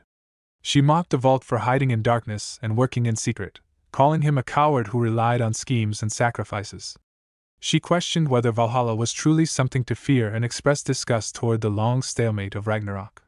Driven by obsession, she spoke of retrieving a seed that was more certain and powerful than anything else and declared that the only path forward was total destruction. She believed that by burning everything down and wiping the world clean until the seed was found, even Valhalla would fall, and the era of glory from the Great War would return. The scene then shifted back to the battlefield where Lee finally lost his patience and attacked fiercely, determined to show that the enemy was not the only one who could hurl overwhelming power. Ciri questioned whether his actions truly mattered in the current situation, but Lee remained confident. He explained that although the knowledge came from what once felt like a simple story, the enemy's magic shield could only absorb a limited amount of damage before disappearing. He realized that while the enemy tried to restore the shield, that brief moment would create the perfect opening to strike. Raskrid observed the battle closely and understood that the opponent was far from simple.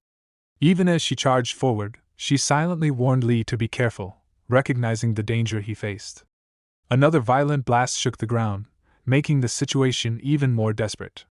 As the destruction spread, Lee realized that if he failed to find the right timing soon, the Dark Elf village would not survive.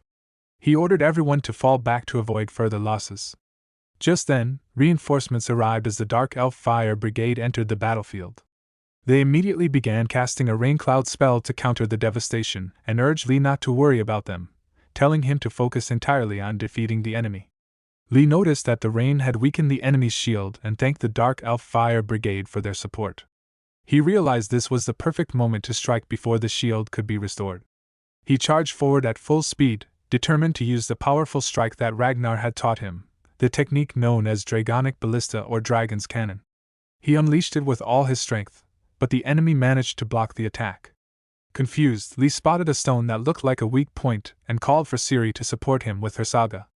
Siri immediately joined in, combining her witch's arrows never missed their target with Lee's warrior's charges like a storm, creating a tremendous pressure that shook the ground and stirred up dust.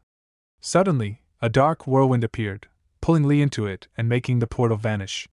The dark elves watching the battle were shocked and wondered where the warrior had gone. Lee found himself in a strange place, realizing that although he had defeated the giant, he had been transported somewhere unusual after being surrounded by light.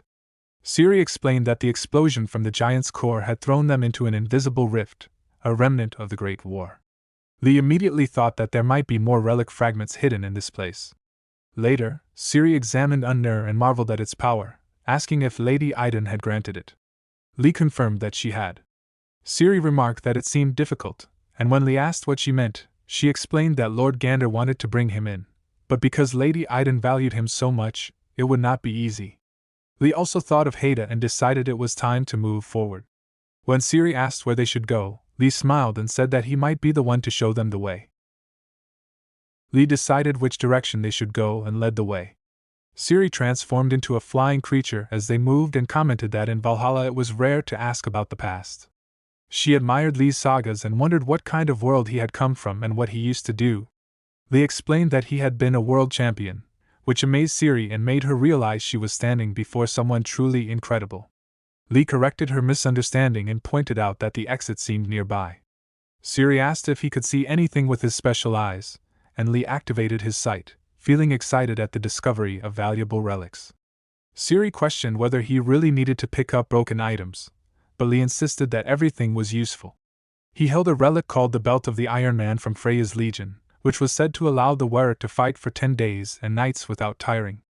Lee thought about how it boosted stamina and strength, and found it interesting that relics displayed anecdotes instead of stats.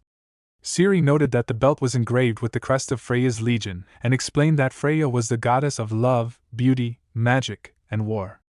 Lee reflected that in Norse myths even the goddess of beauty fought, recalling that Lady Iden was also a martial artist.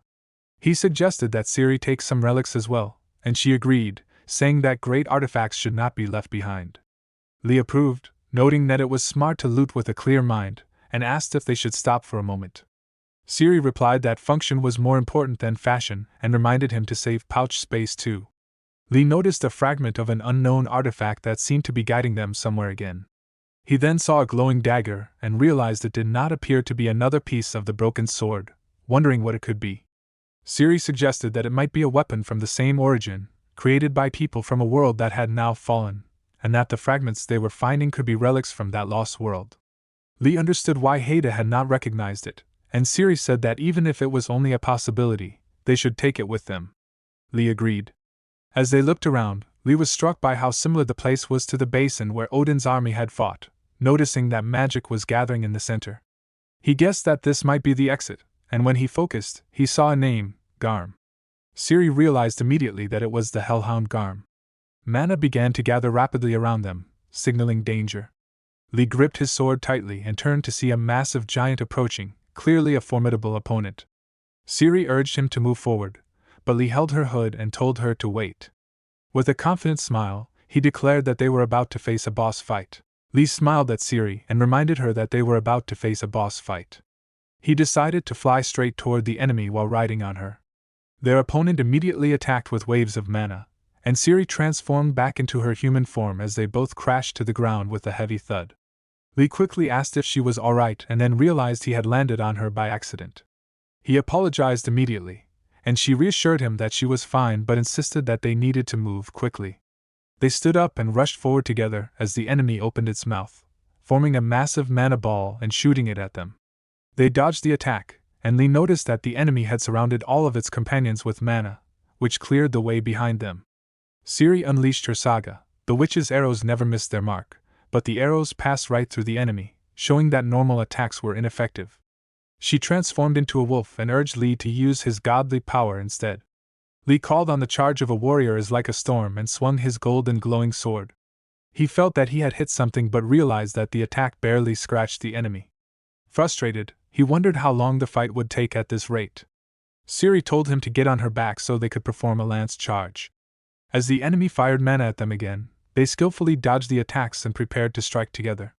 Lee realized that this enemy could not be defeated with half-hearted attacks and needed a more certain method.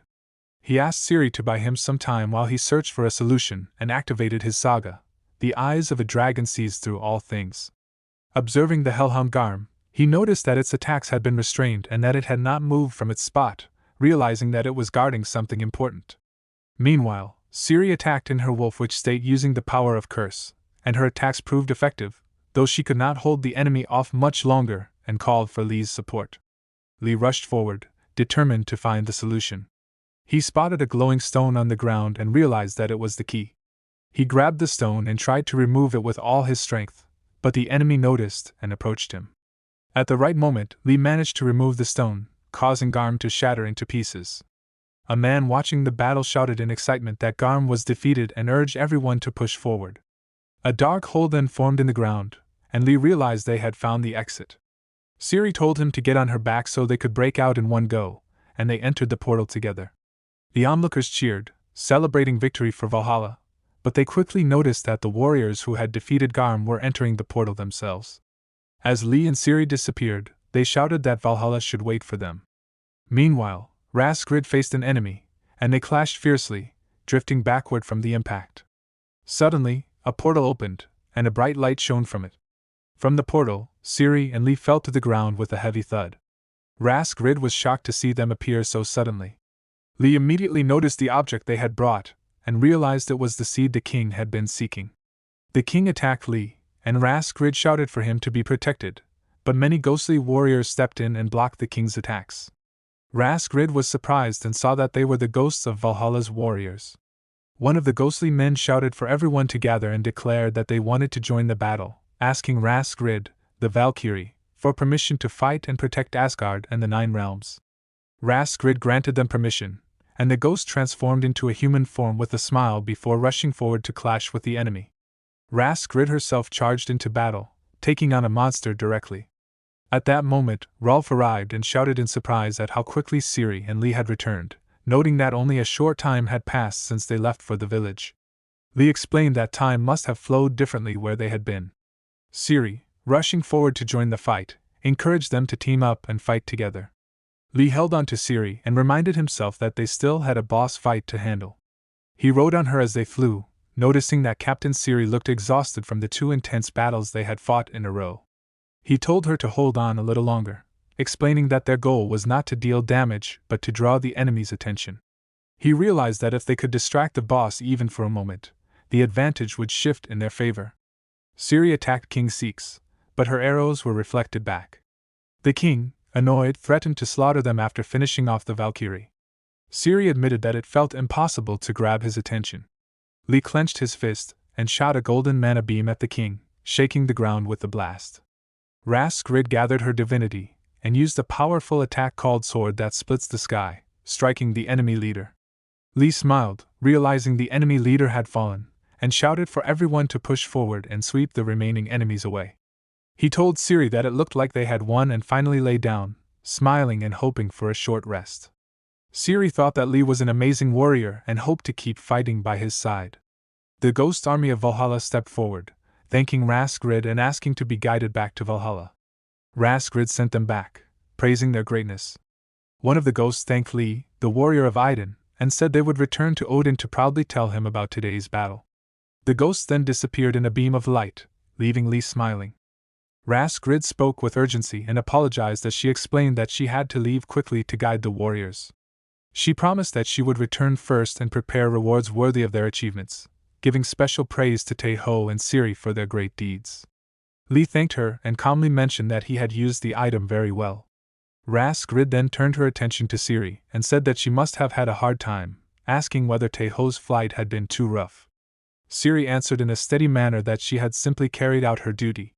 Raskrid assured them that Regenleaf and Gander would arrive soon and told them to leave the rest in their hands. Both of them nodded in understanding. Raskrid kissed Lee on the forehead and wished Odin's blessing upon him, making Lee blush and think that the sudden action had startled him. Raskrid then gave the same blessing to Siri. Lee realized that this was simply how blessings were given there and felt slightly embarrassed for getting excited over nothing. The scene then shifted to Herad, who shouted in frustration that the failure of the attack did not matter because spreading the spark had been the real goal from the beginning. She was shocked that there had truly been a seed and realized that Valhalla now knew what they were after. From the shadows, a voice spoke coldly, saying that Herad must be suffering deeply. Since the king had said nothing about the failure, her pain must have been even greater. The voice added that the king's silence likely had another meaning and that everything might be unfolding exactly as he had predicted. The scene shifted again to the ground where Gander and Regenleaf landed. Regenleaf apologized softly and said that they must be very tired, asking them to briefly explain what had happened. Lee nodded, agreed to explain, and asked for a moment as he held up the stone and revealed that it was what they had obtained. Regenleaf said that it was now clear this was what the enemy had been after, and praised them for their great service. She placed the stone into her chest for safekeeping and told them to rest for now, saying they would talk in detail later. She then kissed Lee on the forehead and gave Tyr's blessing, which made Lee blush as he thought that since this was natural behavior here, there was no need to be overly shy. Half-jokingly, he mentioned that he wondered if Gander would also give him a blessing. Gander responded sharply, saying that human greed truly had no end. Lee tried to calm himself, thinking that more blessings were better and that there was nothing to be nervous about. To his shock, Gander kissed him on the cheek instead of the forehead, making him scream in surprise. She smiled and gave Allah's blessing, while Lee blushed deeply and thought that the sudden kiss had scared him and wondered if this was just Gander's kind of joke. Haida then appeared behind him, looking tired, and called his name. Lee greeted her warmly and asked when she had arrived, and she replied that it had only been a short while ago. Siri watched them and thought that the two of them were quite funny. Later, Haida teased Lee by saying that he had received blessings from Raskrid, Regenleaf, and Gander as well. Lee felt uncomfortable and thought that the strange black flash he sensed felt like a black coffin. Haida quickly laughed it off and told him she was just joking, then advised him to get some good rest since there were plenty of people to handle the cleanup. Lee nodded and felt like he would pass out at any moment. Haida blushed, kissed him on the cheek, and gave Aiden's blessing before turning and walking away. Lee thought that whether it was because of Haida's blessing or simply because he was exhausted, he fell asleep as if he had lost consciousness. The scene shifted to the roots of Yggdrasil, where Odin, the king of the gods, stepped forward while Thor stood before him. Odin held the glowing stone and remarked that as expected, it seemed Fenrir was their true target. Mimir calmly shared his thoughts, saying that Garm was certainly a powerful beast, but it was unlikely that all of this had been caused just to target Garm alone. Odin agreed, stating that the reward was far too small for the effort involved. Thor then spoke about the gathering of Garm's fragments, and questioned its connection to Fenrir's return.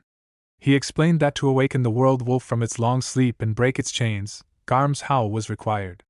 Garm was one of the keys to awakening the world wolf, and on the day Fenrir rose from its slumber, Odin, the king of the gods, would meet a grim fate. The scene shifted to Jotunheim, the land of the giants, where the magic king Utgard Loki declared that all preparations were complete and that the Five Fingers were already on the move.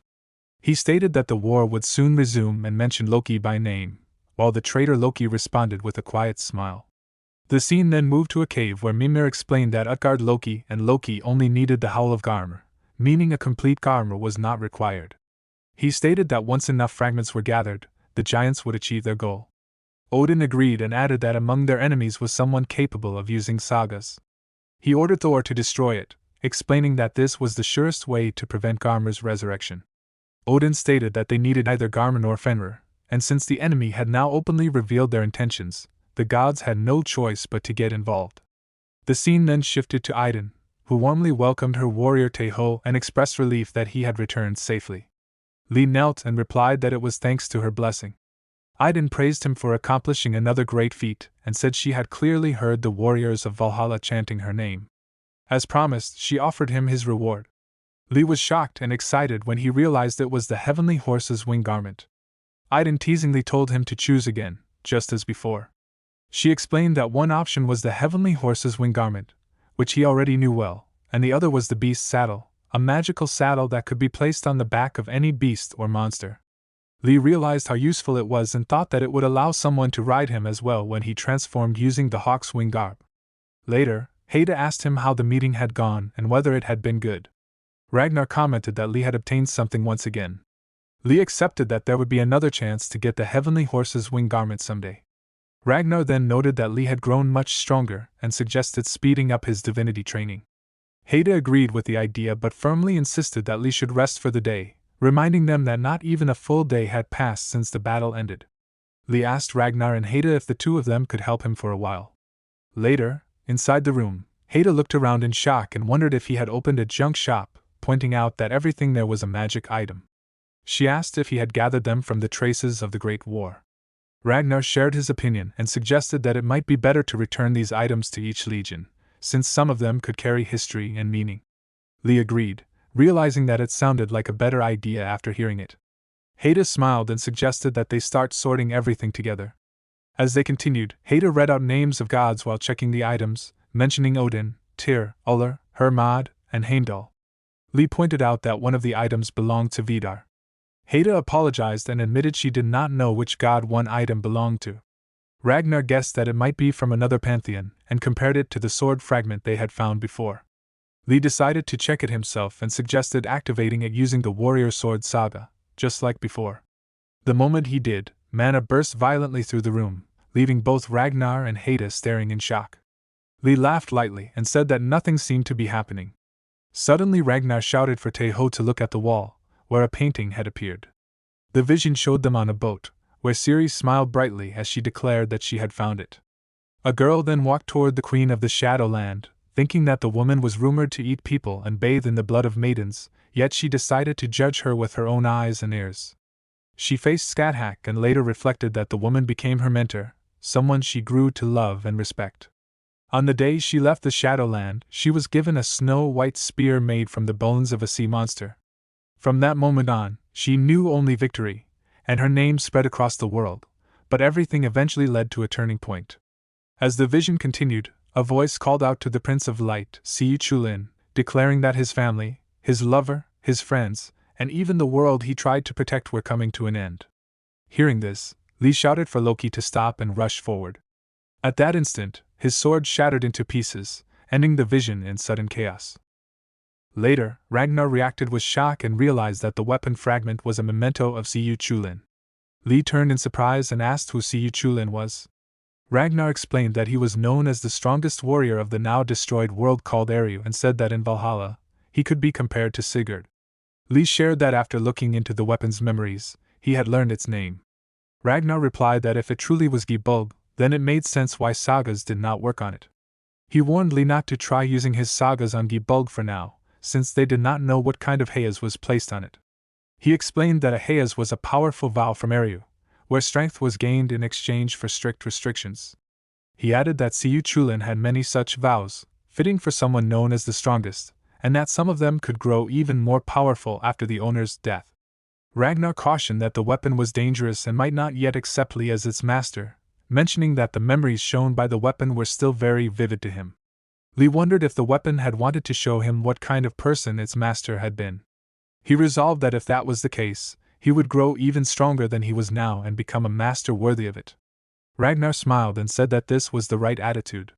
Later, on a bright day, Lee raised his hand and asked Haida if there was any way he could obtain a mount, saying that it would be helpful to have something reliable for traveling.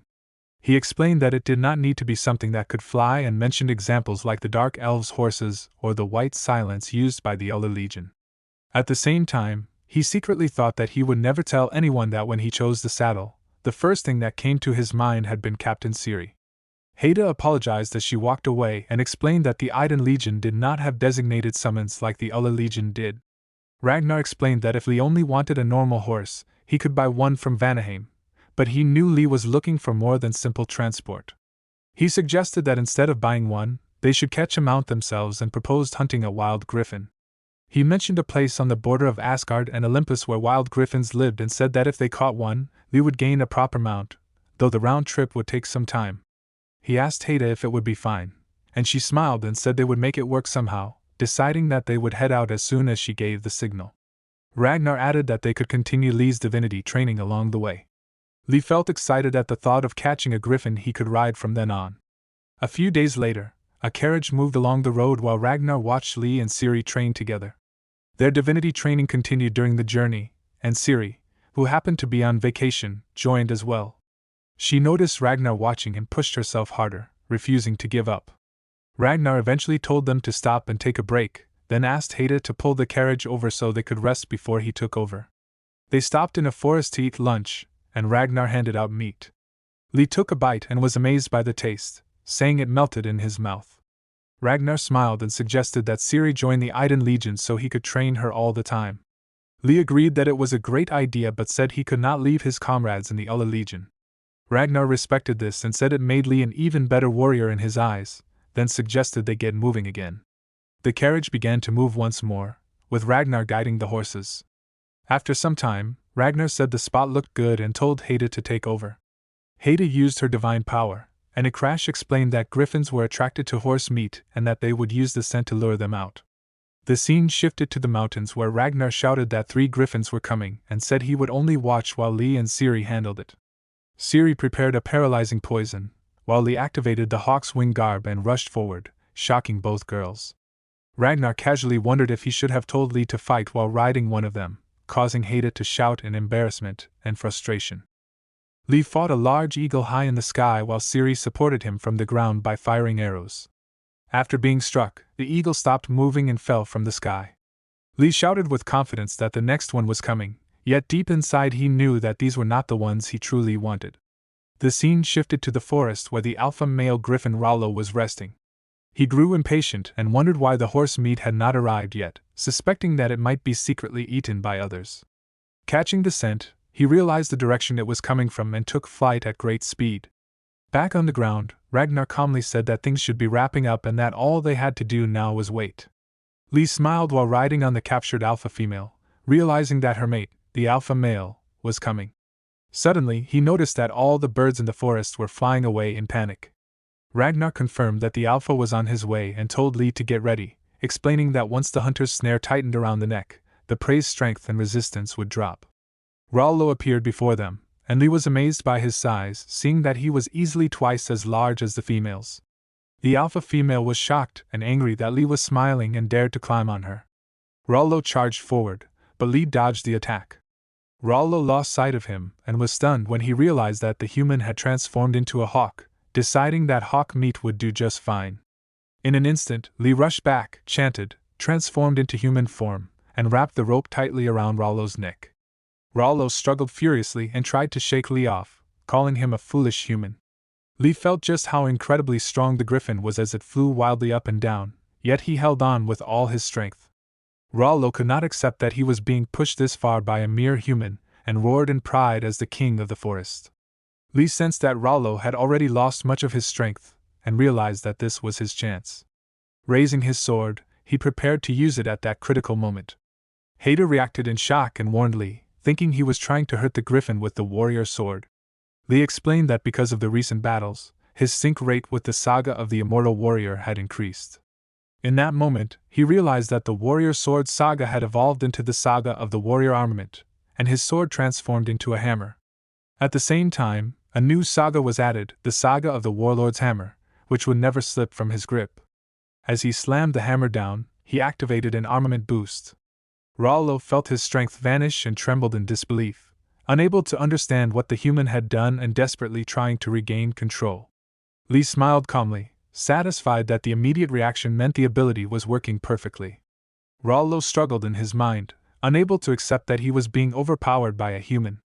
Lee declared that the griffin now belonged to him, and Rollo's pride finally broke as he realized he could no longer resist, and even addressed Lee with respect. Ragnar shouted that they had secured him. Lee noted with surprise that the griffin even had a name, and decided they needed to go down and place the beast's saddle on him, mentioning that all that remained was to get a bridle and armor. Haida agreed and was about to lead them out when a sudden sound interrupted them all. They realized it was an emergency signal, and Ragnar explained that if 2 had gone off at the same time, nearby squads were being attacked at once. Haida quickly decided that the group had to split up. She transformed into a swan and told Ciri to get on her back, warning Lee to be careful. Lee nodded and acknowledged her order. Ragnar told Lee to come with him as well. As they moved out, Lee felt that Rollo's body was stiff and strangely tense, but he urged him forward, shouting for them to hurry as they flew toward the emergency. Lee noticed that after crossing only a few small mountain ranges, the land suddenly became completely desolate. Ragnar quickly pointed them in the right direction. On the ground below, a huge giant was fighting Brockie. The giant slammed its weapon down with great force, but Brockie managed to block the attack. Ragnar leaped down from Rollo, and from above, Lee watched as Ragnar swung his sword and cut through the giant's neck. Lee then charged forward on Rollo, shouting for them to go and calling out for Thor, and together they attacked the giant and brought it down. After the battle, warriors cheered loudly for Brockie and Ragnar, and they shouted in excitement about a warrior riding a Valkyrie. Lee felt confused and slightly annoyed that no one called him by his name, and kept using a nickname instead. He landed on the ground, and Brockie greeted him warmly, saying it had been a long time. Another man looked at Rollo with curiosity, and asked which legion the Valkyrie belonged to, guessing it might be the Iden Legion. Lee smiled and clarified that it was not a Valkyrie at all, but a male griffin. Brockie quickly became serious, and told Lee that the fight was not over yet, and that they could not afford to waste time. Ragnar asked for a detailed explanation of the situation. Brockie explained that they had discovered what appeared to be a soul fragment of Garm, but the giants had arrived almost at the same time. When Ragnar asked if the giants had taken it, Brockie said the situation was slightly different. The fragment was embedded in the head of a monster boar, and even the giants had been unable to fully subdue it.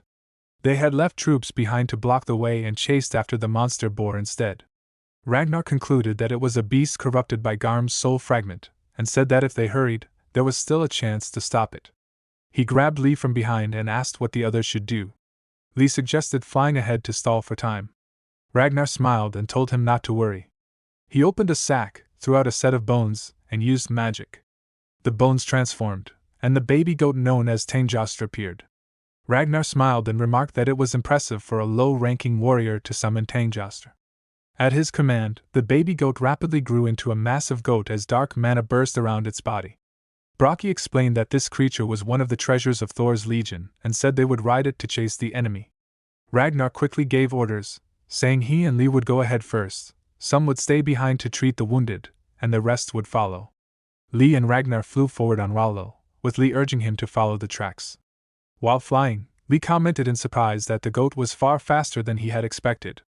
Riding the giant goat, Brockie shouted that he could see the enemies up ahead. Ragnar observed that the monster boar was already down and that the fragment had not yet been retrieved, urging everyone to hurry. He quickly assessed the battlefield and noted that there were 4 giants and around 100 orcs. Ragnar decided he would handle the giants alone, while Lee and Brockie took care of the rest. Lee nodded and agreed without hesitation. Ragnar then shouted for them to retrieve the fragment. The scene shifted to Ciri and her companions, who had finished defeating the orcs on their side. They cheered loudly for Valhalla and celebrated their victory. Ciri calmly said that everything was cleaned up and suggested heading over to Taeho's side. Haida replied that she was not too worried since Ragnar was there, but her expression suddenly changed when a massive fiery granite came crashing down from the sky. Ciri cried out in alarm when she saw Haida react, and Haida stared upward in shock, wondering how something with such overwhelming power could exist. Haida transformed into a swan and urgently urged Ciri to hurry so they could reach Taeho. Orcs rushed forward toward them, and one of them hesitated, questioning whether they should continue. Meanwhile, Ragnar jumped down from the griffin, and Lee shouted for Rollo to go as well. On the ground, mages were casting spells over a large snake, and one of them warned that the orcs were performing dangerous magic that could not be ignored. Flying on the griffin, Lee shouted to attack and activated his newly upgraded saga. He used the saga called The Charge of a Warrior is Like a Storm, which unleashed a powerful lightning storm. Bright beams of mana rained down on the mages, scattering them. Brockie commanded to keep moving the enemies down the path and announced that he would chase the monster boar.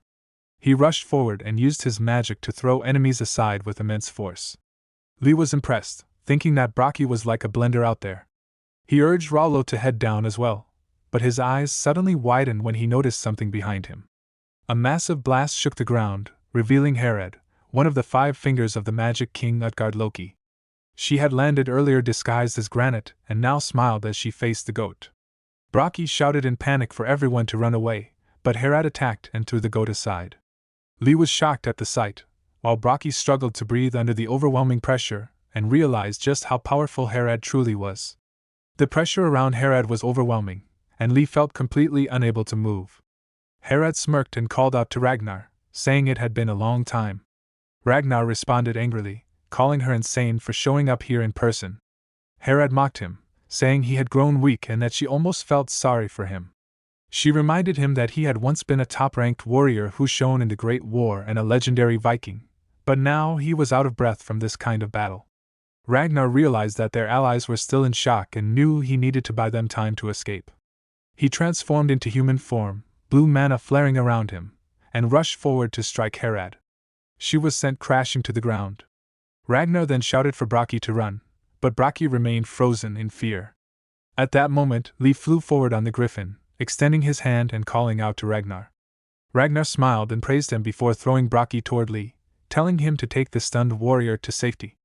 Lee's eyes widened as he worried about Ragnar, but Ragnar, with a serious expression, told him to watch and said he would demonstrate the power of a warrior who had reached the upper ranks and show the new realm they would face from now on. Ragnar stood on the battlefield as the myth-class saga king of the Vikings, remembered as a brave navigator who had sailed seas no one else dared to explore, and as the strongest warrior who had never known defeat. His legend had been passed down through generations as the beginning of the Vikings and the king of all Vikings. Herad faced him with determination, clenching her fist and directing her pressure toward him, causing the ground to shake violently. She noticed a mana stone and pulled it out, preparing for battle. Ragnar and Herad clashed with tremendous force, sending blasts across the battlefield that shook the ground. Lee watched in awe, realizing that the shockwaves reached the sky and that the clash was incredibly powerful. Herad smirked as she observed Ragnar, acknowledging that even weakened, he was still the king of the Vikings. She decided that his head would be a fitting tribute to the king, and knew he would not last long in this condition. In barely 10 seconds, the two exchanged a battle so intense that it could have killed tens of thousands. Another pressure blast erupted from their clash, shaking the ground again. Observers on the battlefield called out that it was too dangerous and suggested falling back farther. Ragnar, blocking her attacks, realized he was reaching his limit and knew that he had to finish the fight with a single decisive strike. Herad attacked Ragnar, but he dodged her strike. She smirked and said it was close and added that she had been preparing a strike of her own. Mana burst around Ragnar as he rushed forward, and everyone nearby covered their faces to shield themselves from the dark mana. Herad remarked that if Ragnar had ignored them, he could have struck her fatally, but she acknowledged that he was not that kind of man and declared it was time for him to die. Ragnar told her that he had already told them to run, which confused her and made her wonder if he had lost his mind. At that moment, Lee and Bragi arrived, flying on the griffin. Bragi clenched his teeth, thinking that as the son of a god he could only show disgrace once. He activated his saga, Thunderstorm, which filled his hammer with lightning, and attacked Herad. Herad clenched her fist and broke his weapon with sheer strength. Bragi saw an opening and shouted for Lee to go. Lee rushed forward using his saga, Dragon Cannon, while Ragnar and Bragi also charged toward Herad. She clenched her fist again, and a massive blast shook the ground. Ragnar called out to Lee in panic, urging him forward. Lee thought that his attack looked like it had hit Herad directly, and hoped it had at least shaken her a little. Herad admitted that she had been caught off guard and acknowledged Lee, saying she would fight him with her full power. Lee realized that she had not even been scratched and felt like he was in serious trouble. Ragnar immediately said they had to help Lee, but a man nearby shouted in concern, warning Ragnar about his current weakened condition. Bragi approached Lee and declared that he would fight alongside him. He said that if they could not avoid the fight, the only choice was to attack no matter what happened. Herad flared her aura and welcomed their attack, saying they could bring it on, no matter how many they were. Lee rushed forward using his saga, Thunder Tora, while Bragi charged with his saga, Lightning Resides in That Hammer. Their combined pressure shook the ground violently. When the dust cleared, Herad declared that this was as far as they would get. She said that maybe they had hoped to buy time, but none of them had enough strength to continue. She slammed her punch onto Lee. The scene shifted, and Lee found himself standing in darkness, murmuring in confusion, wondering where he was and if he had truly died this time. A girl approached him and told him that he was not dead yet, explaining that if he had died, he would not even be able to think. Lee turned his head to face her. In the real world, Haida cried out desperately for Taeho not to die. Inside his subconscious, Lee realized he was seeing Ku Chulin. Ku Chulin explained that he was what remained of himself inside Gi Balg, a fragment of his soul, and that he would now serve as Lee's mentor. He told Lee that Gibalg had acknowledged him, and he wished to do the same. He promised to pass on all of Arya's secrets, and instructed Lee to gather the remaining fragments of Gibalg. Once Lee completed Gibalg, he would be able to find Lady Scathach, and Ku Chulin vowed to aid him. Lee opened his eyes back in the real world. A vault shouted at Herad to hurry and collect the fragment before more reinforcements arrived. Herad teased him for being persistent but agreed to pick up the fragment, while remarking on Ragnar's determination despite barely being able to stand. Haida cried out again, pleading with Taeho not to move and not to die, thinking that she did not want to lose someone so precious to her. Lee resolved that he could not let Ragnar die and refused to die himself. He held his glowing sword and rushed forward toward Herad, mana bursting around him. Herad smirked, her red aura flaring, and slapped Lee, throwing him to the ground. She demanded to know what he was as Lee sat up, wounded but determined. Herad was shocked as she realized Lee had managed to wound her. Lee understood that even though he had dealt a deadly strike, she was still not finished, and he could no longer feel his right arm. A vault urged Herad to fall back, warning that they had already wasted too much time. Herad refused, deciding that killing Lee was more important than dealing with the already broken Ragnar, as she saw Lee as a dangerous future threat. Lee sensed that she still intended to fight and doubted whether he could even launch one more attack in his condition. A vault agreed to support her, and told her to end the battle quickly. Herad clenched her fist and felt her strength return, preparing for a second round as her red aura flared again. Lee noticed her recovery and realized how overwhelming her power was. At that moment, Haida and Ciri stepped forward, choosing to fight alongside Lee. He felt grateful to everyone who stood with him. Herad grew excited, enjoying the situation exactly as she wanted it. Lee resolved that no matter the outcome, the only option left was to keep attacking. A violent purple whirlwind formed around Herad as she unleashed intense heat and declared that no one would escape and no one would stand in her way. The pressure and heat overwhelmed Lee, freezing his body in place. Herad then focused her killing intent on him, deciding to deal with Lee first. Suddenly, a blue mana blast shook the ground, and when the dust cleared, Thor, the god of thunder, appeared and apologized for being late to warrior Taeho. Lee's eyes widened in shock, wondering how Thor knew his name. Thor said they first needed to get rid of Herad's bothersome domain by blowing it away. Two powerful mana forces clashed, and Ciri shouted that the domain had been lifted. Lee was amazed at the sight. Thor warned everyone to stay back because the fight might get rough. He leaped high into the sky, glowing with blue mana, and his sword transformed into a massive hammer. He slammed it down, sending a blast that shook the ground. Ragnar ordered everyone to fall back to avoid being caught in the attack.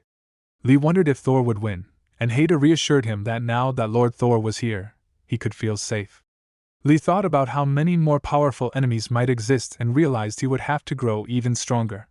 Herad lay defeated on the ground, shocked at how quickly Thor had arrived. Thor rushed forward but noticed a smoke bomb and widened his eyes.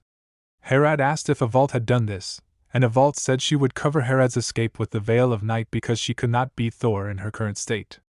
Herad refused to run, declaring that she was Herad, the giant of strength, a warrior who would not die with her back turned, and called for Thor to fight her.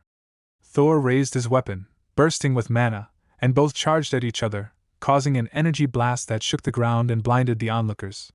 When the dust cleared, Thor stood tall, saying he would remember Herad, who had been shattered into pieces. Thor then walked away, leaving the battlefield behind. Thor raised his weapon and slammed it onto the mana stone, causing a massive blast. Haida realized it was the fragment of Garmr, and Ragnar understood that Odin had ordered its immediate destruction. Thor flew through the sky as people cheered for him, calling him the god of thunder and their father. When he landed, a man greeted him respectfully. Thor recognized Ragnar and Haida and also acknowledged warrior of Idun, Taeho. Lee was surprised that Thor knew his name, and wondered how he could. Thor recalled the prophecy Mimir had told him about the world wolf awakening, where Odin would become mere dog food, and remembered that the chance of that future happening was 72,970 out of 100,000. Odin expressed shock at this number.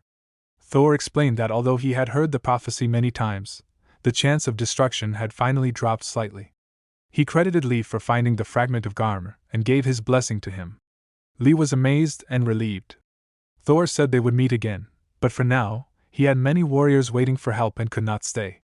Ragnar thanked him for his assistance, and Thor returned the gratitude, praising them for protecting his warriors from the giant of strength. He then flew away, calling his warriors to meet again at the Legion outpost for Asgard and the Nine Realms. The scene shifted to Taeho's quarters, where Heda reminded him that even though the Golden Apple had helped him, he still needed rest and recovery. She said there would be no training for now and that they would only search for Gibalg after he had fully recovered. Lee blushed and asked Heda if she would like to go out with him while they were resting, which made her blush as well. Later, they were in Anaheim, sitting face to face with Ragnar in a boat. Lee asked if Ragnar was coming along, and Ragnar said he would only go with them to the entrance, telling them they needed to explore Anaheim on their own to truly enjoy it. Lee decided not to ask what Ragnar meant by that. When they reached the entrance, Ragnar wished them a wonderful day. Lee blushed as he looked at Heda, noticing that she seemed completely different and much prettier without her armor. She met his gaze and turned away, blushing. Lee awkwardly tried to comment on the nice weather, and realized he sounded foolish. Suddenly, someone called his name, and he recognized the voice as Captain Siri, which surprised him. Siri greeted Lady Heda, who smiled and returned the greeting. Rolf appeared and said he was there too. Many of their companions shouted in excitement, noting that the warrior had been visited by a Valkyrie. Bjorn smiled and said it had been a while since he last saw Taeho. The crowd in the city shouted excitedly about the warrior who rode a Valkyrie and joked about him going on a date with one. Bjorn whispered to Rolf that it explained why he had bailed on their last promise. Later, everyone dressed in new fashionable clothes and spent the day enjoying themselves. They visited the aquarium, walked through the market, and had fun on a boat swing. In the evening, they walked toward the entrance and saw Ragnar waiting. A cloaked old man sat beside Ragnar and commented that everyone seemed to be enjoying themselves, which was a good sight. Ragnar was surprised, realizing the man had been right next to him without showing any presence. The old man told Ragnar not to worry about formalities and mentioned it had been a long time. Ragnar asked if he was there to see Taeho, and the man explained he had come for several reasons, including curiosity about him and a desire to see the world with his own eyes instead of relying on ravens. Ragnar wondered how much the old man really knew and if saying the wrong thing could be dangerous. The old man casually said the food was delicious and he would have it again sometime. When Ragnar asked if he was leaving, the man said he had other business and that the time for great warriors was approaching because the scent of war was in the air. Ragnar thought about what he had learned from his friends on Olympus, that when gods meddle in mortal affairs, nothing good comes of it, and he decided to leave the matter to the others. 2 days after returning from Anaheim, Taeho returned to his daily training, and Siri joined him without hesitation. Ragnar noticed her sharp talent, and soon accepted her as his disciple, guiding her with powerful mana that showed the level of a myth-grade saga, a realm she was expected to reach and surpass one day. Lee watched with wide eyes, feeling the overwhelming strength once again, while Siri felt pure excitement at the sight of such power. Lee silently encouraged Rolf as time continued to move forward. 3 months passed quickly, feeling both short and long as training consumed their days. One quiet night, Lee slept deeply when his sword suddenly glowed and pulled him into a dreamlike space. Siyu Chulin appeared and explained that Lee had entered his own consciousness, where the legacy of Eren awaited him.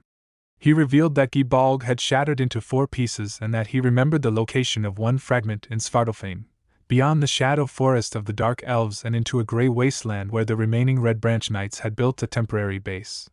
He explained that a return spell engraved on Gibalg likely brought that fragment back to the base. Lee felt excitement rise within him, sensing a rare opportunity. Siyu Chulin asked him once more to gather the fragments of Gibalg and find his master Skathak, calling Lee the heir of Eren and blessing him with its power before gently kissing his forehead. Lee awoke on his bed with a scream, then slowly calmed himself, looked around his room, and stepped outside into the night. Heda noticed Lee early in the morning and smiled as she asked if he was up so soon, while Ragnar pointed out that he looked like he had not slept at all. Lee admitted that he had a bad dream the previous night, but before he could say more, Siyu Chulin suddenly appeared in a small form and complained about having to act that way. Lee screamed in shock, causing Heda to rush over in concern and ask what was wrong. Lee panicked and shouted that there was a ghost in front of him, desperately pointing at Siyu Chulin, but Heda could see nothing. She quietly told Ragnar that Lee seemed a little strange that day, and Ragnar wondered if he had pushed him too hard during training. Siyu Chulin calmly explained to Lee that only he could see and hear him and suggested that he explain the situation properly. Lee then told Haida and Ragnar everything about the heir of Eren and Gibalg, leaving Haida blushing in amazement, while Ragnar stayed cautious, saying it was too early to celebrate until more fragments were found. Still, even Ragnar admitted it was something incredible and told Lee to focus on Gibalg and explain everything to Ciri as well, which Lee accepted with a nod.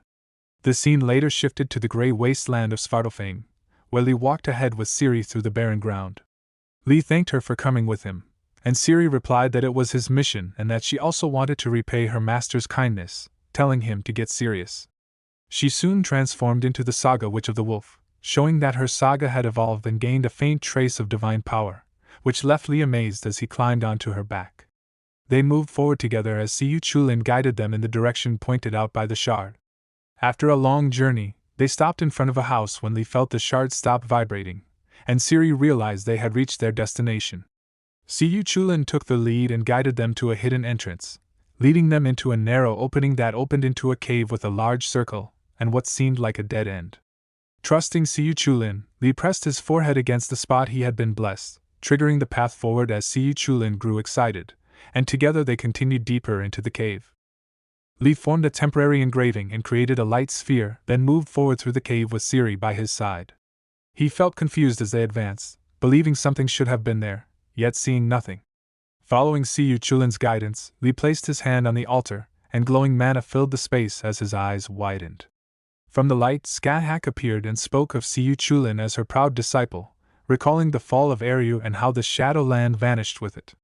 She explained that while trying to protect the land between life and death, she was caught in the unstable flow of time and wandered through endless days and nights before reaching this place, only to realize she was too late. Though she knew Siyu Chulin was dead, she could not let go of her regrets and chose to keep the fragment of Gibalg, promising to wait for him forever should he ever return. Siyu Chulin broke down in tears upon seeing his master, overwhelmed by emotion. After the vision faded, Lee explained to Ciri that he had seen Skathak and confirmed she held another fragment, while the symbol before them revealed a map showing her location. Before they could reflect further, they sensed intruders approaching and prepared themselves for battle.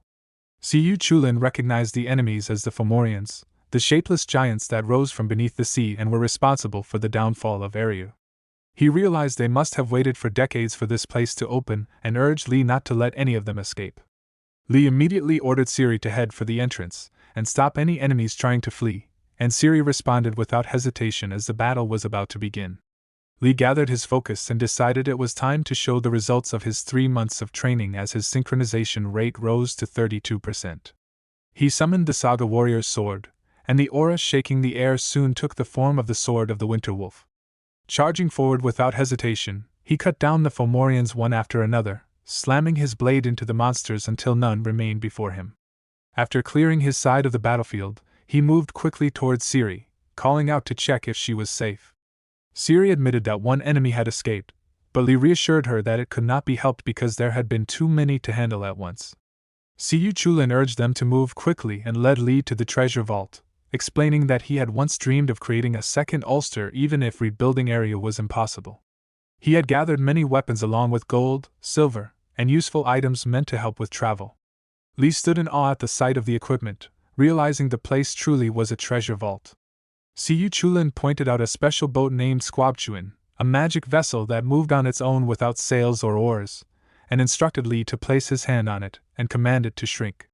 The boat obeyed and became small enough to hold, and soon after, Lee and Ciri were floating across the snow while sitting upon it. As the boat sped forward, Siyu Chulin revealed that his master was a Nidavellir and took control of the steering, telling Lee to bring Gibalg aboard as they rushed ahead at full speed toward their destination. At the same time, the scene shifted to a dark cave where a demon sat calmly on a king's chair, having already learned of Skathaka's location and praising her ability to hide herself. Turning to a massive dragon serpent beside him, he ordered Adenmahed to move, declaring that it was time to head for Nidavellir as well. Siyu Chulin suddenly sensed danger and warned that his master was in trouble, which made Lee question how someone so famous could be threatened. Siyu Chulin explained that Skathak was not truly a frontline warrior but an educator who focused on teaching others, recalling how reckless he himself had been when he first met her. Lee reacted with disbelief and joked about how disastrous that sounded, making Siyu Chulin feel embarrassed as their thoughts remained shared. During this exchange, Siri noticed Lee muttering to himself and asked if he was alright, but Lee brushed it off and reassured her. As they continued forward, Siri pointed out that the white night had begun, just as her master had said, with the sky remaining bright even after nightfall beyond the border of Nidavellir. Without warning, Siyu Chulin shouted for them to look ahead as something massive rose from the snow before them. Lee was stunned by the sight of a pure white dragon, and Siyu Chulin identified it as a Denmaha, a sea dragon able to move anywhere water existed. Her appearance meant that the true mastermind was the tyrant Bress, the king of the Fomorians. While Siyu Chulin tried to stress the danger, Lee found himself admiring the dragon's beauty instead, smiling boldly as he greeted her without fear. Adenmaha felt disturbed by their strange confidence just as her forces began to gather around her. Lee activated his saga and charged forward like a violent storm, leaping high through the air and locking onto Adenmaha as his target. She fired a beam of mana toward him, but Lee narrowly dodged, causing her eyes to widen in shock. In a swift move, Lee hurled a rope around her neck and tried to restrain her, silencing her as the clash between warrior and dragon fully began. Lee declared that he was ready as his saga evolved further, awakening the power of the one who commands dragons, a saga especially strong against dragonkind. Adenmaha fell into confusion as the control of her former master broke, and her bond shifted to Lee. Smiling with confidence, Lee accepted her as his own and ordered her to move with him, only to realize in surprise that she could speak and was female. Adenmaha protested angrily about being treated with a leash, while Lee reflected that dragonkind seemed far more intelligent than he had expected. He told her they could talk later and asked her to follow his orders for now, but she panicked and explained that her Hayas was in conflict because she now had two masters.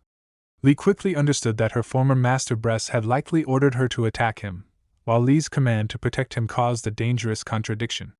Deciding to end it properly, Lee asked how to break Bress's control, promising to become a better master and never treat her like a slave.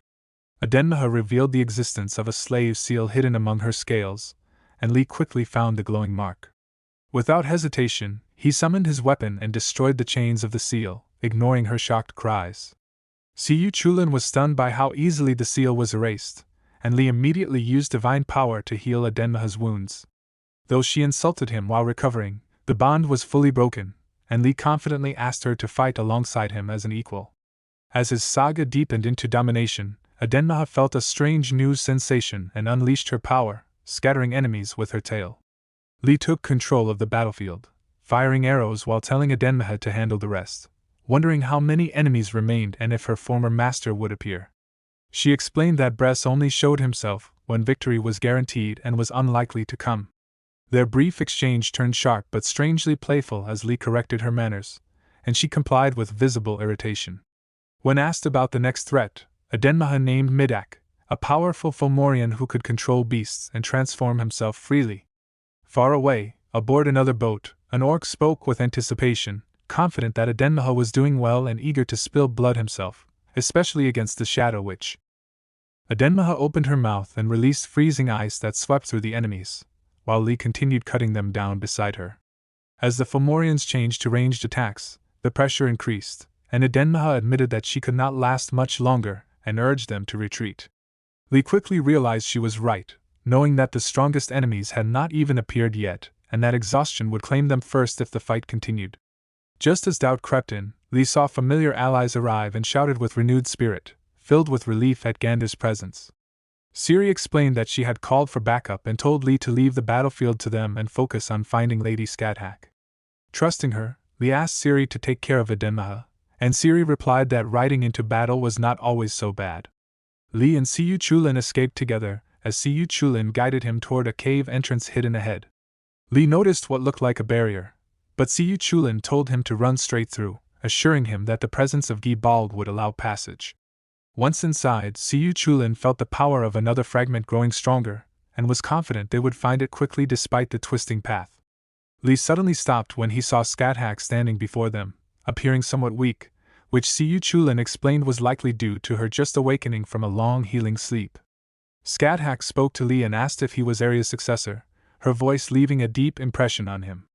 Lee respectfully greeted her as the warrior of Iden, and she invited him closer, asking him to take her hand so she could share knowledge beyond words.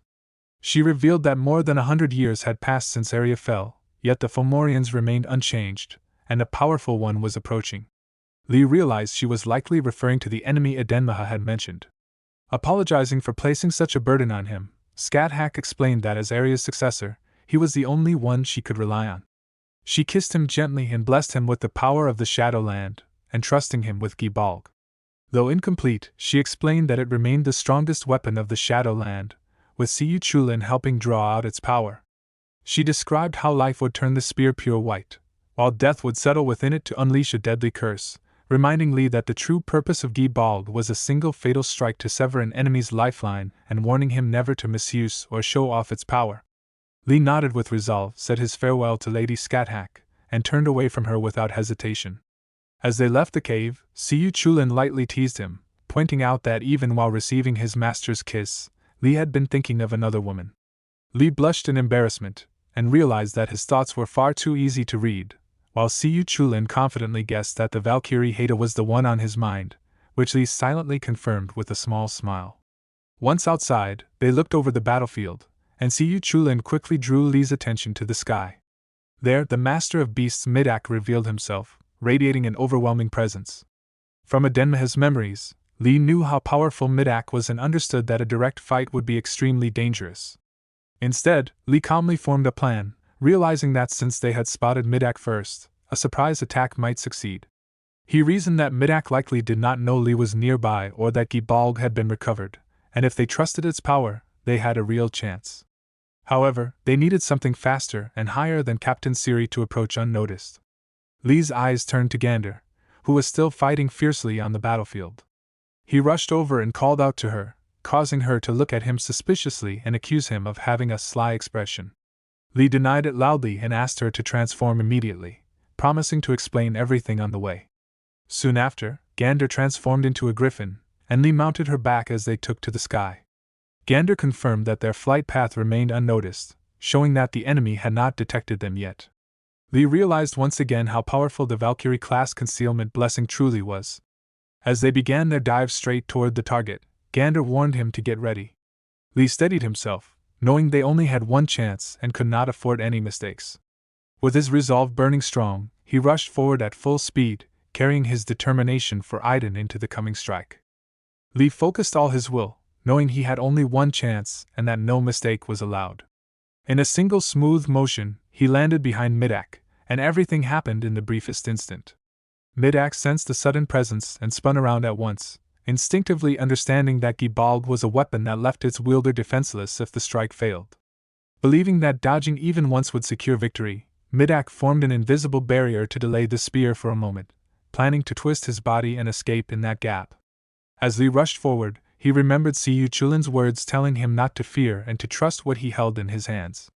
In that moment, Lee realized the one thing Midak had overlooked was the true might of Gibalg. The spear pierced through, wounding Midak beyond recovery, and as Lee slammed his weapon down, Midak shattered into pieces, unable to accept what had happened. Lee staggered slightly, feeling as if his arm might break from the strain, just as Gander returned to her human form and rushed to him, praising his success. Lee noticed that the remaining enemies had only just realized their captain had fallen and were still confused, unable to understand how it had happened. Gander suggested they escape while they could, but Lee refused, deciding that since they had taken down the captain, they should claim the ship as well. Gander laughed at his boldness and agreed to buy him time while he recovered, teasing him for making her work so hard. As Lee steadied himself, his eyes widened when he noticed a glowing crystal ball nearby. At the same time, the scene shifted back to the battlefield where enemies swarmed toward Edenmaha, only to be swiftly cut down by Ciri's arrows. Bjorn observed that the area was completely clear just as someone shouted in shock at the sight of a ship flying toward them. When they realized Lee was the warrior riding a Valkyrie and even Gander herself, voices rose in disbelief and envy as they watched him approach from the sky. Ciri looked at Lee with disbelief and confirmed that he had truly defeated Midak, clearly impressed by what he had achieved. She then thanked Lady Gander for her help, while Gander lightly teased Ciri about spending so much time training with Aiden's Legion that she might end up transferring there. Lee expressed his gratitude as well, but Gander made it clear that bringing reinforcements was not only for their sake. She explained that the Fomorians were allied with the Giants and were enemies of Valhalla too, and that Valhalla also owed a great debt to Scathach. She reminded them that many heroes of Area had fought and bled alongside Valhalla in the Great War, including Skathak's own students such as Siyu Chulin. Gander admitted she would have liked to invite Skathak to Ulla's Legion, though she suspected Skathak would choose Iden's Legion instead, which she found a little annoying. As Skathak walked forward, Siyu Chulin spoke with satisfaction about how Li had recovered the great ship, calling it a treasured relic of Eru and stating that Li, as its successor, was its rightful owner. He also remarked that it was the first time he had ever seen the massive ship so full. Siri then shared important news, telling Li that both of them had been promoted to intermediate warriors. Li accepted the news calmly, understanding what it meant for their future. That evening, Haida prepared a meal and called out to the griffins as they gathered to eat, quietly wondering if Li was safe and hoping nothing serious had happened over the past few days.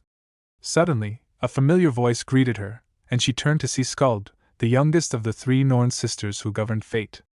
Skuld asked Haida to take a walk with her, and later that night they stood together, sharing a peaceful conversation that both of them enjoyed. When it was time to part, Skuld hugged Haida and waved goodbye, assuring her that she had not come to deliver any important message and had simply wanted to see her.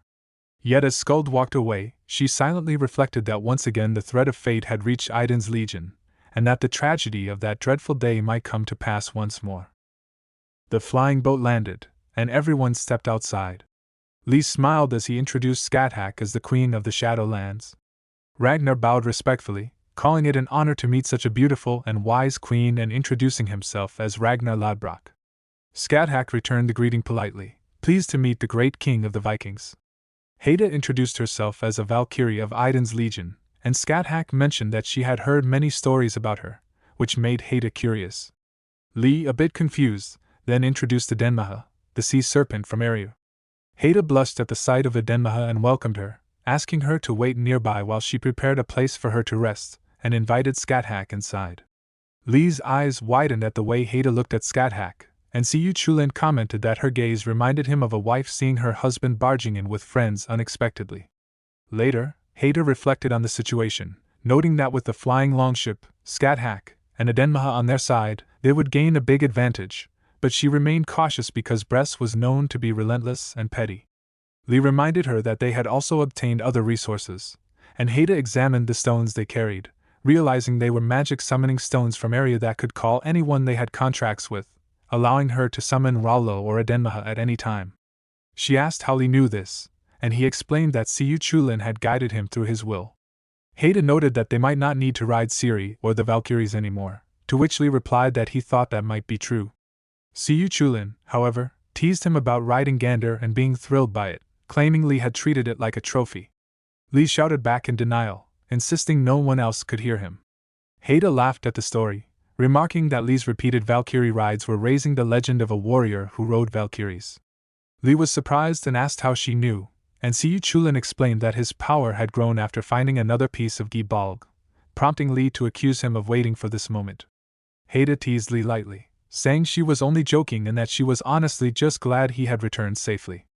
Later that night, in Asgard, Loki walked alone, reflecting on his return and the people he missed, including his father and brother.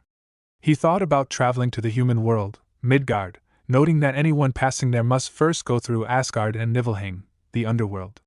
He considered that he could force a path as he had done with Eru, but decided not to cause a commotion for now. Loki also reflected on the vastness of Midgard, how even gods could not know everything there, and how the seeds of calamity he had scattered would bloom across the land, each one destined to become a disaster according to the king's orders. The scene then shifted to a castle during the day, where the king remarked that a week had already passed.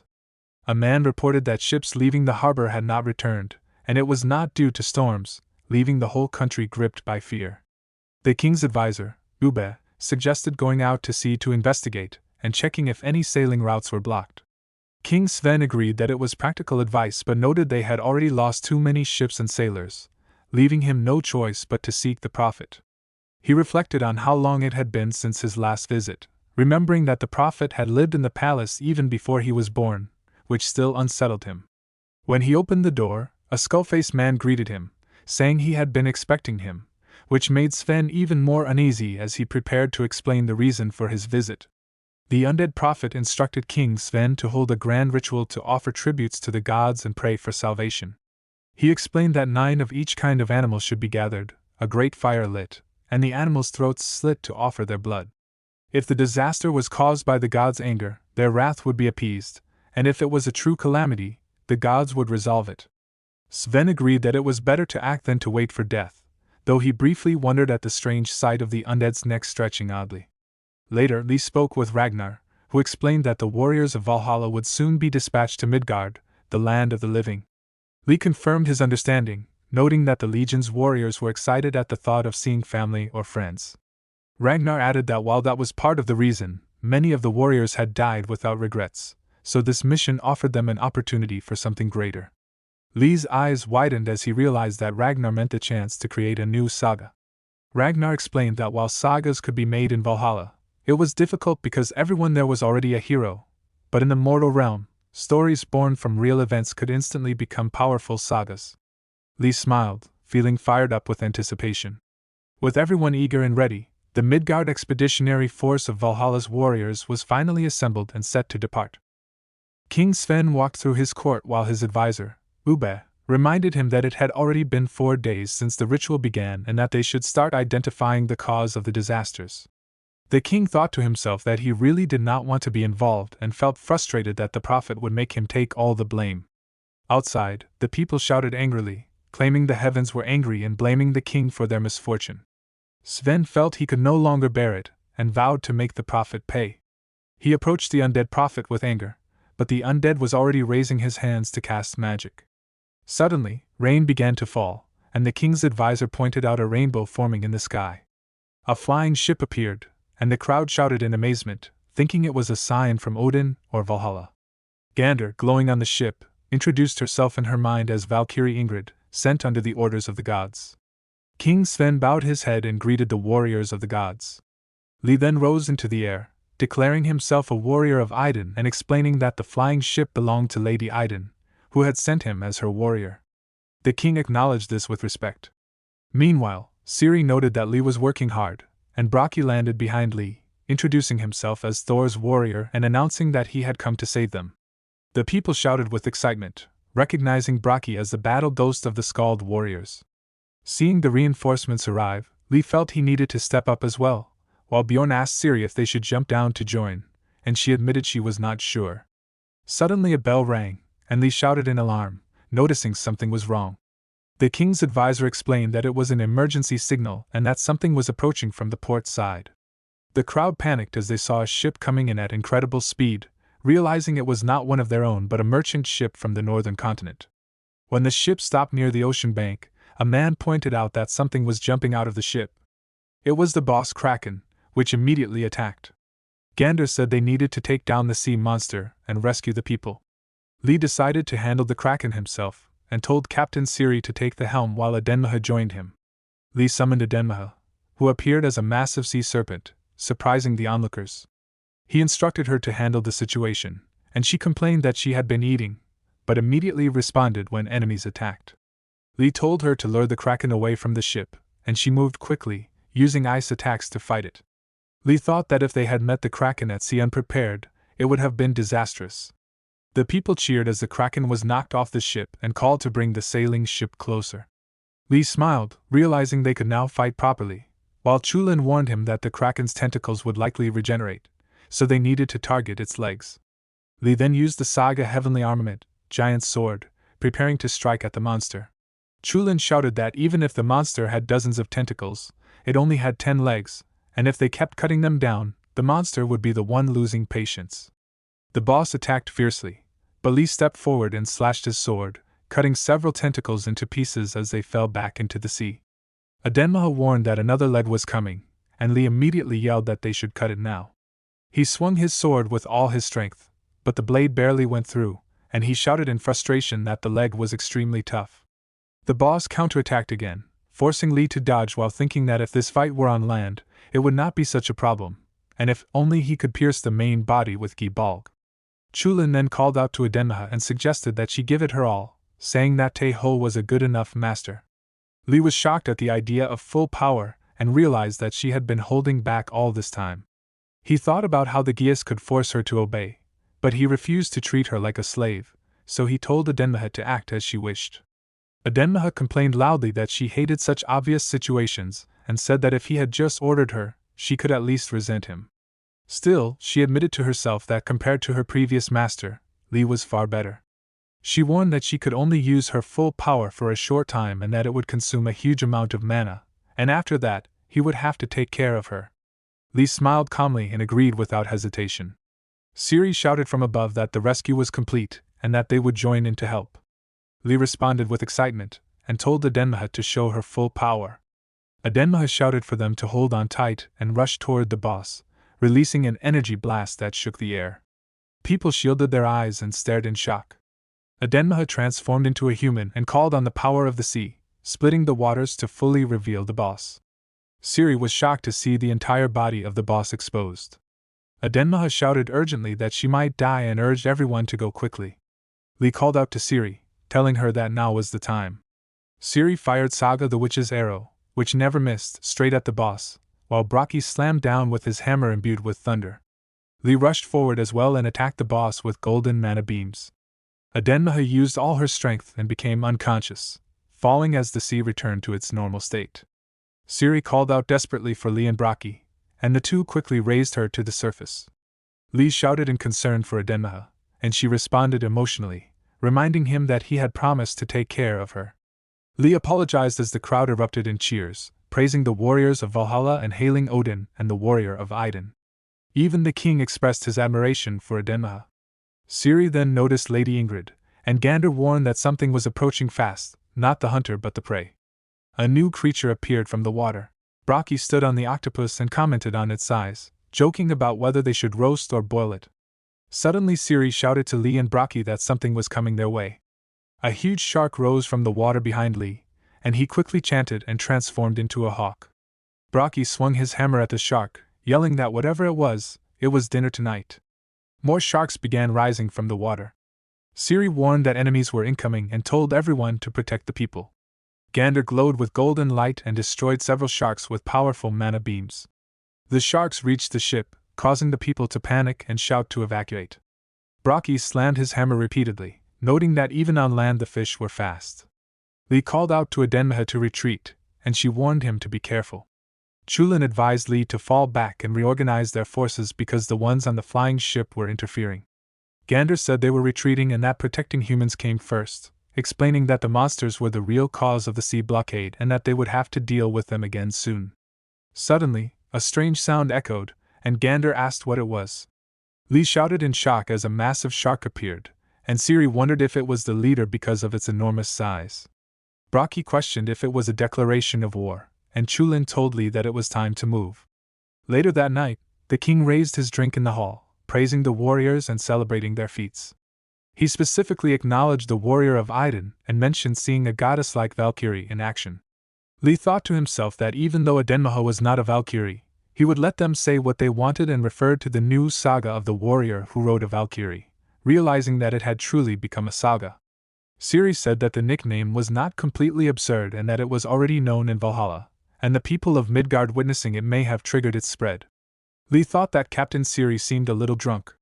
Siri then remarked that Lee was working hard by promoting Lady Idun, and Lee replied that it was better to do it while he could, since it would feel stranger not to promote her at all. Siri silently reflected that people had to die to reach Valhalla and that battles happened often, but building true belief in Idun normally took a very long time, yet she found his efforts strangely cute and decided not to comment. The king loudly began praising the great warrior of Idun again, making Lee think that the celebration was repeating itself. Later, Gander said they had enjoyed themselves enough and it was time to prepare for the next day. When someone asked for more private time, she immediately refused and asked King Sven for a room to hold a strategy meeting, which he eagerly agreed to guide them to. Gander explained that the real cause of the Black Sea rout was the monster sharks, and their goal was not to kill them all but to defeat their leader, since the rest would fall apart afterward. Bjorn questioned how they were supposed to fight such a creature, and Gander explained that they could not simply sail up or board it, but with proper preparation there was a way, as she was a Valkyrie of the Njord Legion. Bjorn reacted with excitement, clearly impressed. Lee then asked Captain Siri who Lord Njord was, and she answered that he was the god of the sea. Gander said she would show them how to fight. On the following bright day, Gander praised King Sven for his courage in choosing to accompany them, noting that the enemies were likely preparing as well. Siri added that the bold appearance of the monsters the previous day proved it. Lee declared that they were fully prepared and asked if it was time to begin. At the riverbank, Lee called out to Edenmaha and summoned her once more. She appeared and complained that he was calling her again even after using her so much the day before. Lee laughed awkwardly as he climbed onto her, saying that he trusted her the most, and that she had been amazing and beautiful in the last battle. Edenmaha blushed and told him to stop, asking if he thought she was a little kid. Lee wondered what kind of past she had and recalled how shocked he once was to learn that Edenmaha had been a goddess. He remembered Chulin explaining that the Tuatha De Danann were gods whose divinity was lower than the gods of Asgard, but their power was still real, and that Edenmaha seemed to have surrendered to breast to protect something precious. Lee had questioned what she had been trying to protect by submitting to him. Returning to the present, Edenmaha called out to Lee and asked why he was spacing out, telling him to get ready so they could begin. Lee snapped back to reality and agreed. Edenmaha informed him that the other warriors had already departed, and Lee decided they should move as well. He guided her forward until he said the spot was far enough, then revealed a sack they would use as bait.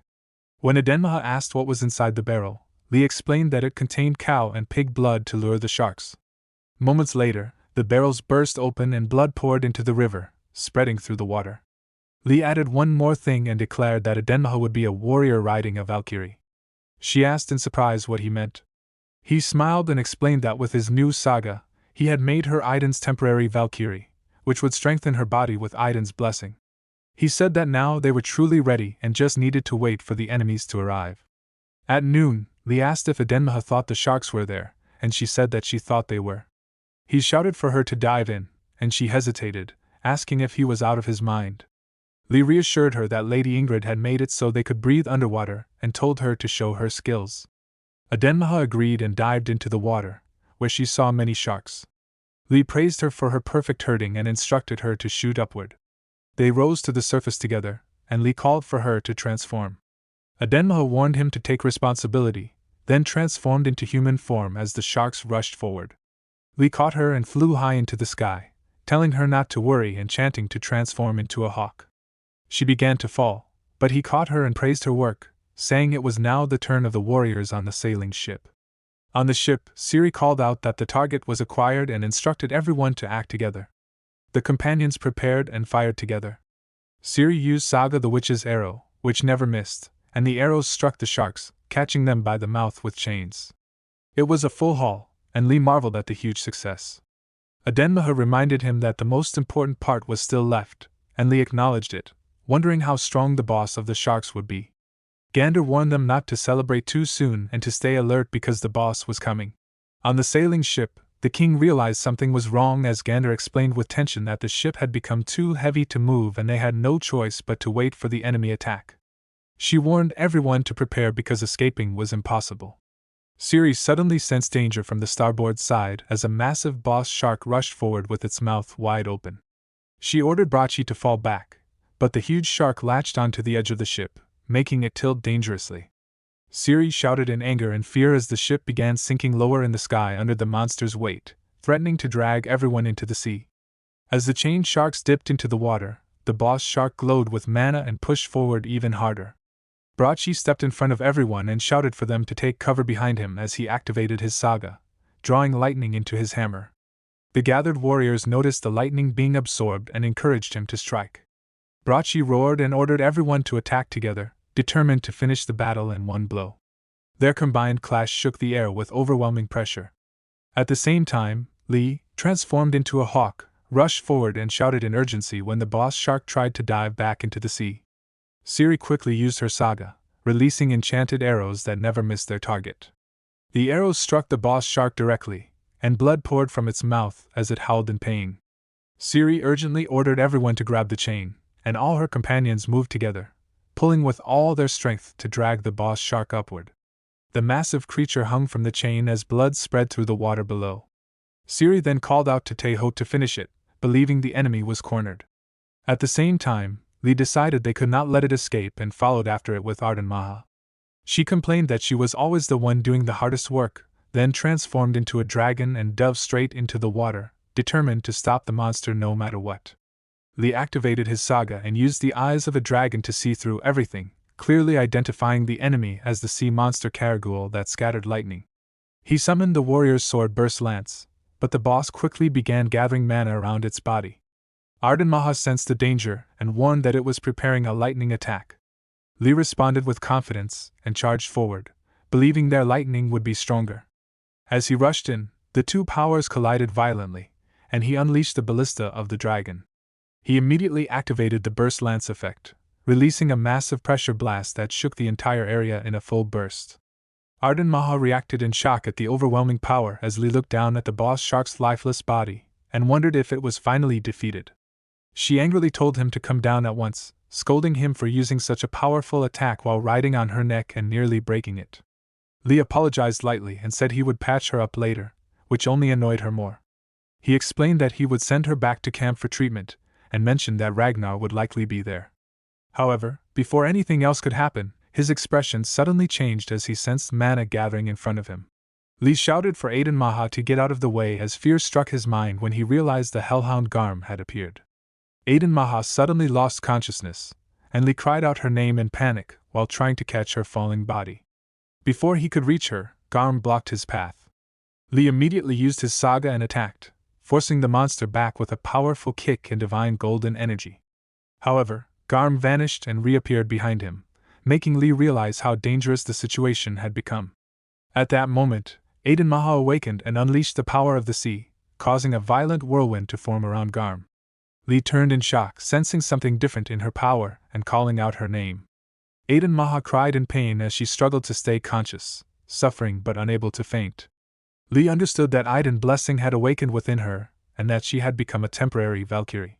Feeling relieved but knowing there was no time to waste, he charged forward with divine power, his weapon piercing straight through Garm's body.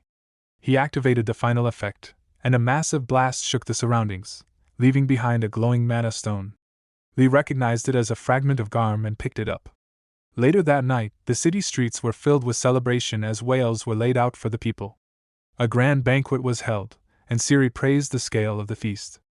The king announced that the sea route had been restored and that food supplies were finally released, inviting the warrior of Aiden inside with honor. Ciri quietly wondered if Li planned to charm the king again, but Li calmly thought otherwise, believing this time he held something more powerful. He presented a gold coin of Valhalla, shocking the king with its divine origin.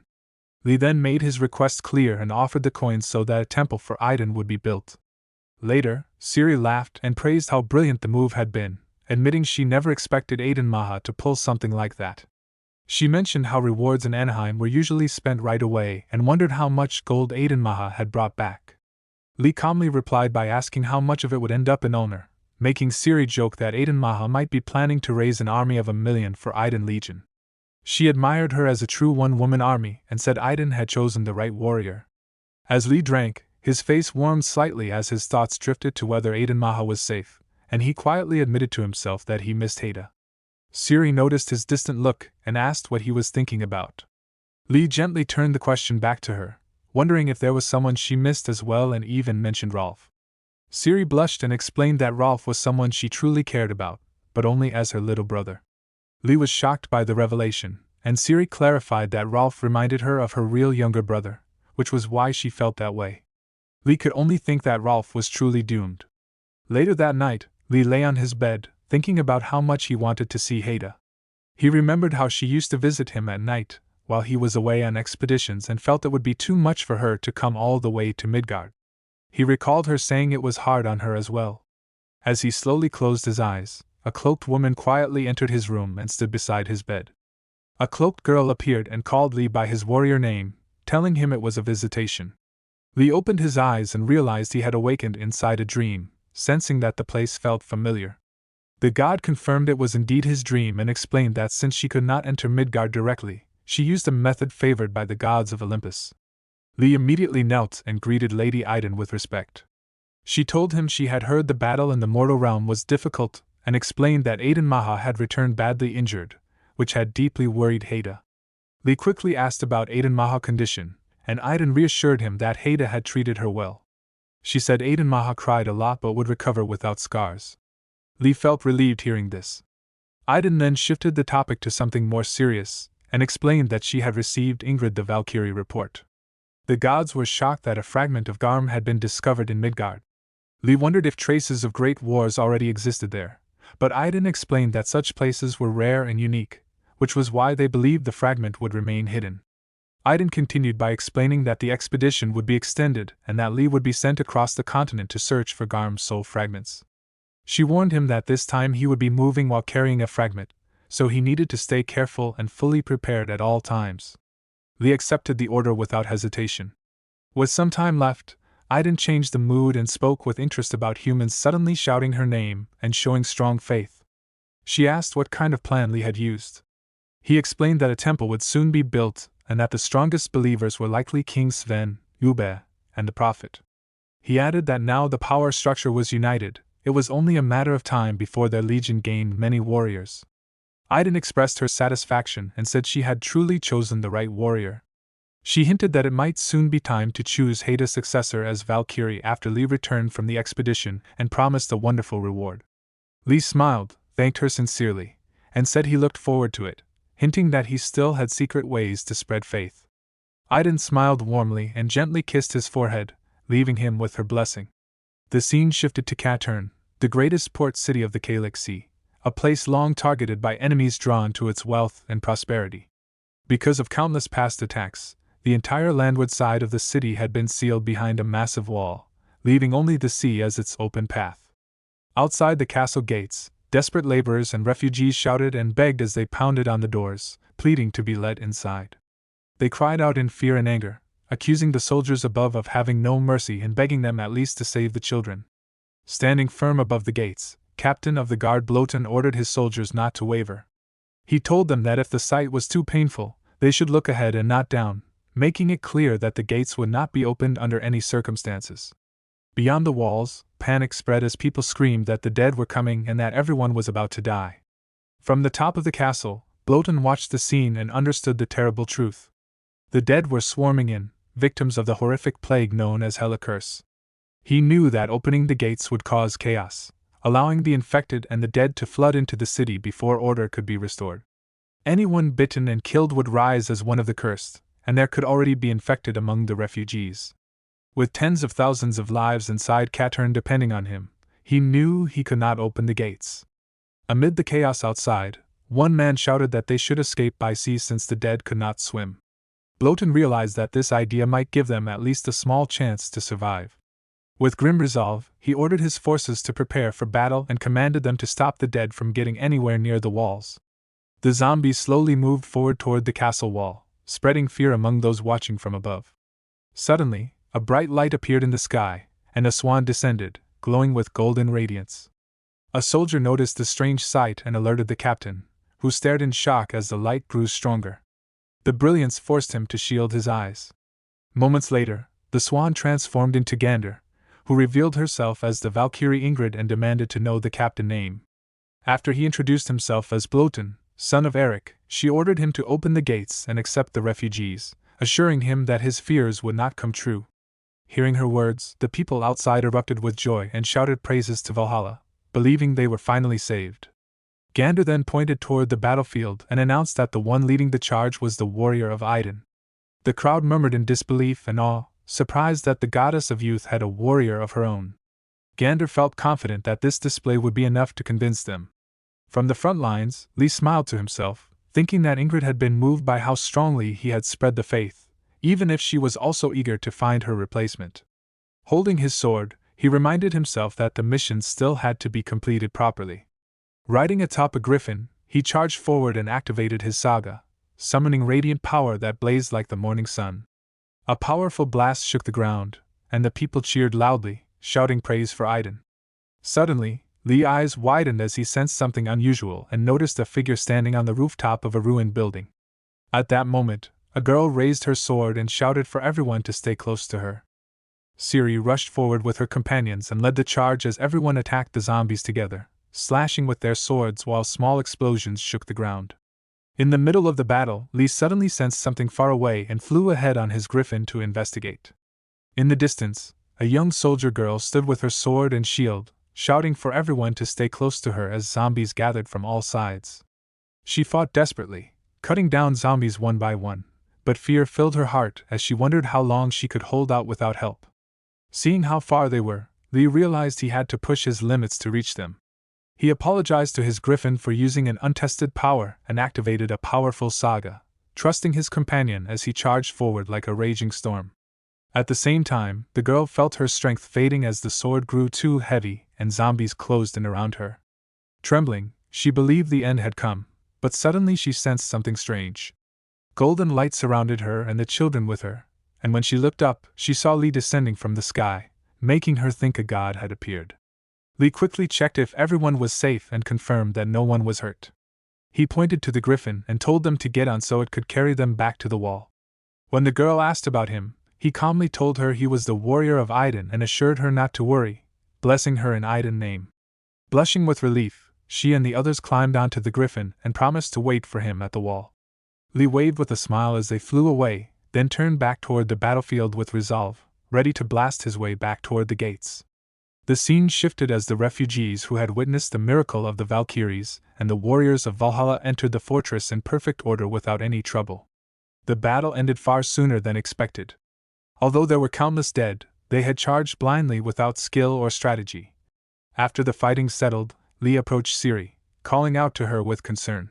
She greeted him calmly and assured him that she was fine, even though things had become chaotic for a moment when he went missing. Lee smiled and thanked her, praising her as amazing as always, then explained that he needed to head out first because of Rollo. Ciri nodded and accepted his decision.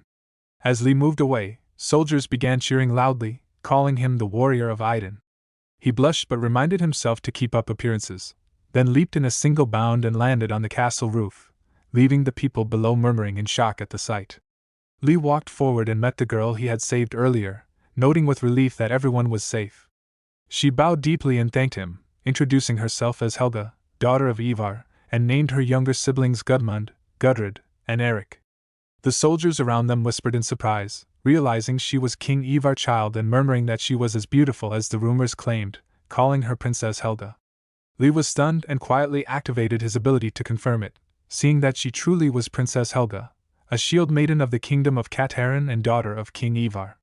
As the truth sank in, Lee reflected on Katerin's complicated relationship with Katerin and remembered how King Ivar focused heavily on military power. Still smiling, Lee thought that royalty was royalty and that this connection might help spread the faith of Aiden even further, perhaps even making it an official state religion. Lost in his hopeful thoughts once again, Lee failed to notice that Helga felt the same way, her face burning red as her heart raced at the sight of the warrior of Aiden. The scene shifted to the great meeting hall where Kettle, the king of Katerin, questioned why the princess of Katerin had come to his city.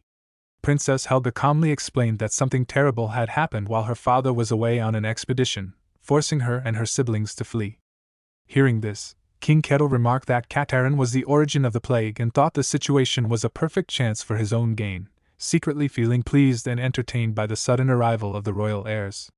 Lee observed the king closely and realized he did not need any special ability to understand the dark thoughts crossing Kettle's mind. Gander then asked Helga about King Ivar's army, explaining that stopping the source of the plague was the priority, and that joining forces with him would be the best course of action. Helga replied that her father had likely already heard the news and believed he would have turned back to deal with the curse. When it was pointed out that reaching King Ivar meant crossing the infected zone, Gander explained that they possessed a flying ship granted by Lady Aiden, making the journey possible. Lee smiled and told Helga that she and her siblings would be coming with them and should prepare to leave. Though King Kettle felt displeased, he could not object. Helga expressed her happiness and gratitude for the decision. Later at the port, Gander asked King Kettle to take good care of the refugees, reminding him that both he and the refugees were people of Midgard. The king agreed, and soon the warriors of Valhalla departed Katerin aboard their sailing ship, heading for Katerin to find the source of the plague.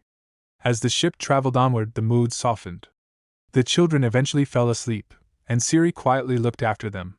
After some time, Ciri approached Princess Helga and gently asked if something was troubling her. Helga admitted that she was worried about the people they had left behind in Katerin, feeling guilty that nearly 1,000 people had been abandoned so they could escape. Ciri reassured Princess Helga that it was natural to worry about the people they had left behind, even if it was to avoid becoming hostages. Brachi arrived and explained that even if Helga and her siblings had stayed, they could not have helped much. He reminded her that as nobles, their presence would have only drawn attention and sympathy, but it would not have changed the outcome. It was far better to act quickly and ensure the people could return safely. Siri commented on how well Bracci spoke, laughing at how unexpectedly talkative he was, and teased him that being a prince did not suit him at all. Bracci explained that he was not a prince, only a royal son-in-law. Princess Helga thanked them for their advice and asked if they were both warriors of Iden, which made Siri and Bracci laugh together. The scene then shifted to the next morning at King Ivar military encampment. King Ivar, son of Grim and ruler of Katerin, formally greeted the warriors of Valhalla with respect. Gander introduced herself as Valkyrie Ingrid and thanked him for the welcome, emphasizing that they should not waste time and get straight to the mission. King Ivar explained that as soon as he heard about Hela curse spreading, he immediately turned his army back and set up camp overlooking the city where the curse had begun. He said the fever causing the curse was not highly contagious on its own, and as long as the attacks from the dead were stopped, the situation could be resolved quickly. The plan was simple: to attack the city together with his army and return the dead to their resting place. Lee sat on his griffin as Gander asked if they should depart. He nodded in agreement, and Gander shouted a battle cry for Asgard and the Nine Realms, which the soldiers echoed with fierce spirit. From above, Lee observed the battlefield and noted that King Ivar commanded his troops well. Gander then explained the strategy in motion. The city stood beside a great river leading to the sea, with open land on all sides, making it easy to grow but also easy to invade. Instead of fully surrounding it, they advanced from the southwest and drove the dead toward the winter tree forest, planning to break open the path first. With that command, Gander and the soldiers charged forward. King Ivar ordered his men not to let a single enemy escape and to drive them all out. Suddenly, dark clouds gathered in the sky, causing alarm among the soldiers as they realized Stragos were present along with a vampire. King Ivar saw the enemy retreating and ordered his troops to herd them toward the winter tree forest. Watching from above, Lee felt satisfied that everything was going according to plan and prepared to head to the forest to finish the fight. However, his expression changed when he noticed something wrong. He realized the winter tree forest, which had been far away before, was now moving. Chulin confirmed the impossible sight, stating that the entire forest seemed alive, like a single living creature advancing toward the city. King Ivar shouted in panic as the enormous forest advanced, admitting that they had fought countless enemies before but had no idea how to face a moving forest.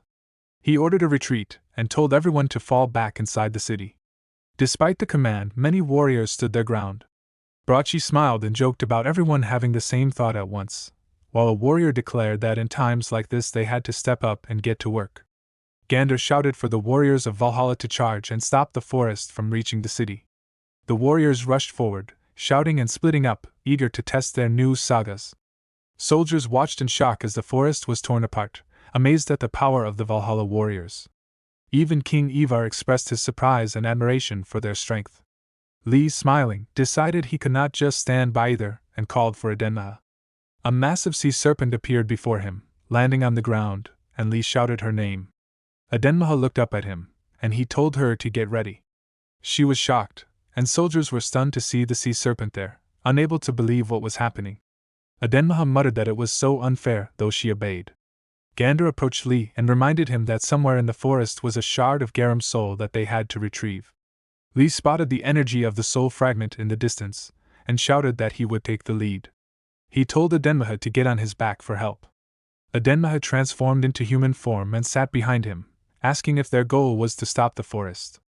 Lee confirmed it and explained that if they flooded the forest using the nearby river, which connected to the sea, they could stop its advance. Edenmaha shouted to release the power of the sea, and waves surged forward, destroying the enemies in their path. Lee smiled as he watched the forest collapse from the edges and praised Edenmaha for her incredible strength. She admitted she was exhausted and asked if she could rest, but Lee apologized and asked her to help a little longer. Crying, she called him mean, then transformed back into her sea serpent form and resumed attacking their enemies. Suddenly, Lee spotted a red tree in the distance, and realized it must be the core moving the forest. As they approached, large roots sprang up, blocking them from the air. Lee decided they had to get to the ground, and Siri, in her wolf form, offered her back for him to ride. Lee praised her timing, told his griffin to return, and jumped onto Siri back. Together they rushed forward at full speed, and Lee activated his saga, slashing with the sword of the winter wolf toward the red tree. He cut through it and called out, hoping that Garm's soul was contained in the shard. Gander transformed back into human form from her swan and landed in front of the tree shard. Lee, noticing danger, shouted to warn her that Garm's spirit form was behind her, but Gander remained standing as the spirit charged straight toward her. Lee panicked and shouted her name. Gander unleashed her divine power and sealed the attack, destroying Garm Phantom as it scattered and vanished into nothing. Lee stared in shock and praised the sight, amazed by how easily the spirit disappeared. Gander calmly acknowledged his efforts and said the battle was finally over. All around them, soldiers shouted in joy as the forest stopped moving, cheering loudly for the warriors of Valhalla. King Ivar smiled in awe and admitted that the battle had been beyond anything he imagined, wondering if these truly were the legendary warriors he had always admired. Lee and his companions shared in the happiness, believing the crisis had ended. However, in the middle of the celebration, Bress watched with a wicked smile and decided the timing was perfect. He ordered an attack while everyone was relaxed and drunk on victory. Without warning, a powerful dusty blast shook the ground, leaving everyone confused. When the dust cleared, Gander was seen lying wounded on the ground, and a man named Balzac stood near her. Lee rushed forward in panic, shouting for Gander to get away as he activated his saga and charged with his blade. Suddenly, a snake struck at Lee, making him realize the enemy power was far from ordinary. Siri cried out in alarm, and Brachi shouted in fury, demanding to know who the attacker was and swearing to kill him. Hidden behind the chaos, Bress commanded Balzac in his thoughts, ordering him to strike the Valkyrie first with a surprise attack, believing the rest would fall into disorder. Suddenly Chulin shouted for Lee to close his eyes and not look at the enemy, but it was already too late. Lee turned in confusion and saw his companions frozen in place. Siri struggled and explained that her body was completely paralyzed. At the same time, Bress ordered Balzac to finish off the Valkyrie first, and Balzac leaped high into the sky. Lee realized in panic that they were targeting Gander again and that there was no time to think of another plan. As Balzac rushed down, Lee threw himself over Gander to shield her and desperately called out to Adenmaha. She appeared at once and struck Balzac with overwhelming force, slamming him into the ground. The warriors suddenly felt their bodies loosen as the paralysis faded, and they shouted in relief that they could move again. Lee immediately ordered Adenmaha to return to the camp, and she warned him to be careful before leaving. Balzac slowly stood back up, showing that he was far from defeated. Brachi ordered Haraval to take care of Gander, and Haraval quickly acknowledged and moved to protect her. Lee focused on Balzac and sensed his strength, realizing that although he was powerful, he did not feel as terrifying as a past enemy he remembered. Nearby, Bress raged in fury, shouting that they had slipped past Scotty and even taken Adenmaha from him, and he commanded Balzac not to let anyone escape and to kill them all. Balzac locked eyes with Lee, and Lee stared back, knowing the real fight was about to begin. Bress reflected on how he had felt intense rage when he lost Skazaha and had Adenmaha taken from him, but he did not act hastily and waited for the right moment. When a fragment of Garm's soul appeared, he decided to use it. He remembered the vacancy in the 5 fingers, after Herad's death, and knew the giants desired to claim it. He made a deal with them, promising that if they obtained 2 fragments of Garm's soul, even ones Herad had failed to retrieve, they could become part of the 5 fingers. The first giant to accept the deal was Balzac, who became his mercenary to fight. Meanwhile, Haraval guided the others and warned that he had a bad feeling and that they needed to reach a safe place quickly. Suddenly, enemies appeared, and the warriors realized they were being attacked by Fomorians, shocking them with their unexpected presence. Balzac demanded that they hand over the Valkyrie and the fragment of Garm's soul, promising at least a painless death if they complied. Lee shouted defiantly that there were no cowards in Valhalla and rushed forward. One man tried to attack Balzac, but he blocked it, and Lee leaped behind him, attempting to strike with his sword. Balzac dodged easily, surprising Lee with his speed, and then slashed his tail, throwing them back before activating his sight ability. Lee warned everyone to cover their eyes, and his companions quickly obeyed, thanking him for the warning. Balzac realized that this trick would no longer work against him. Siri shouted that Balzac's movements were too fast and volunteered to distract him while the others attacked. Lee watched in confusion as Siri prepared to distract Balzac. She unleashed her newly awakened saga from Midgard, a powerful attack that stunned Balzac and the others. She shouted for everyone to attack, and Braki used his saga while other warriors joined in, striking with lightning and immense force. Their combined attacks threw Balzac back, leaving him wounded. Lee leaped high with his sword, bursting with mana, and slammed down toward Balzac, causing a massive blast that shook the ground. When the dust cleared, Lee saw that his sword had struck the ground instead of Balzac. A snake attacked Lee, but he dodged it.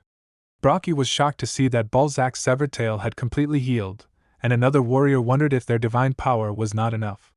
Brocky decided to crush Balzac before he could regenerate, but Balzac rushed forward, throwing a warrior away and appearing behind another to slam him into the ground.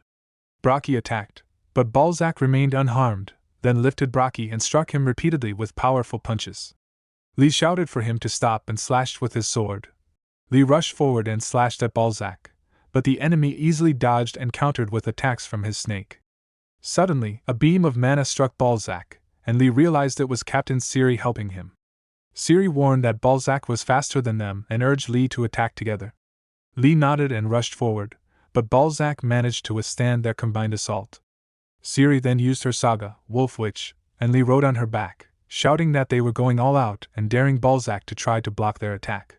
Lee focused all his divinity into his sword, aiming for Balzac's neck, knowing he could not use his Gi-Bald charge after exhausting his energy against the Kraken. Balzac acknowledged Lee's formidable aura but believed it would not affect him. The two stood facing each other, bursting with mana, until Lee suddenly appeared behind Balzac and raised his sword. He slashed, cutting Balzac's snake, and then struck again, landing on the ground. Balzac was shocked to see his hands cut and blood pouring from his neck, but Lee sighed, realizing he still could not fully cut through Balzac's neck. Chulin shouted urgently for Lee to get out of the way. Balzac rushed forward and slammed Lee to the ground, causing him to scream in pain. Balzac's thoughts burned with determination as he wanted to make sure Lee was finished for good, and a red aura flared around him.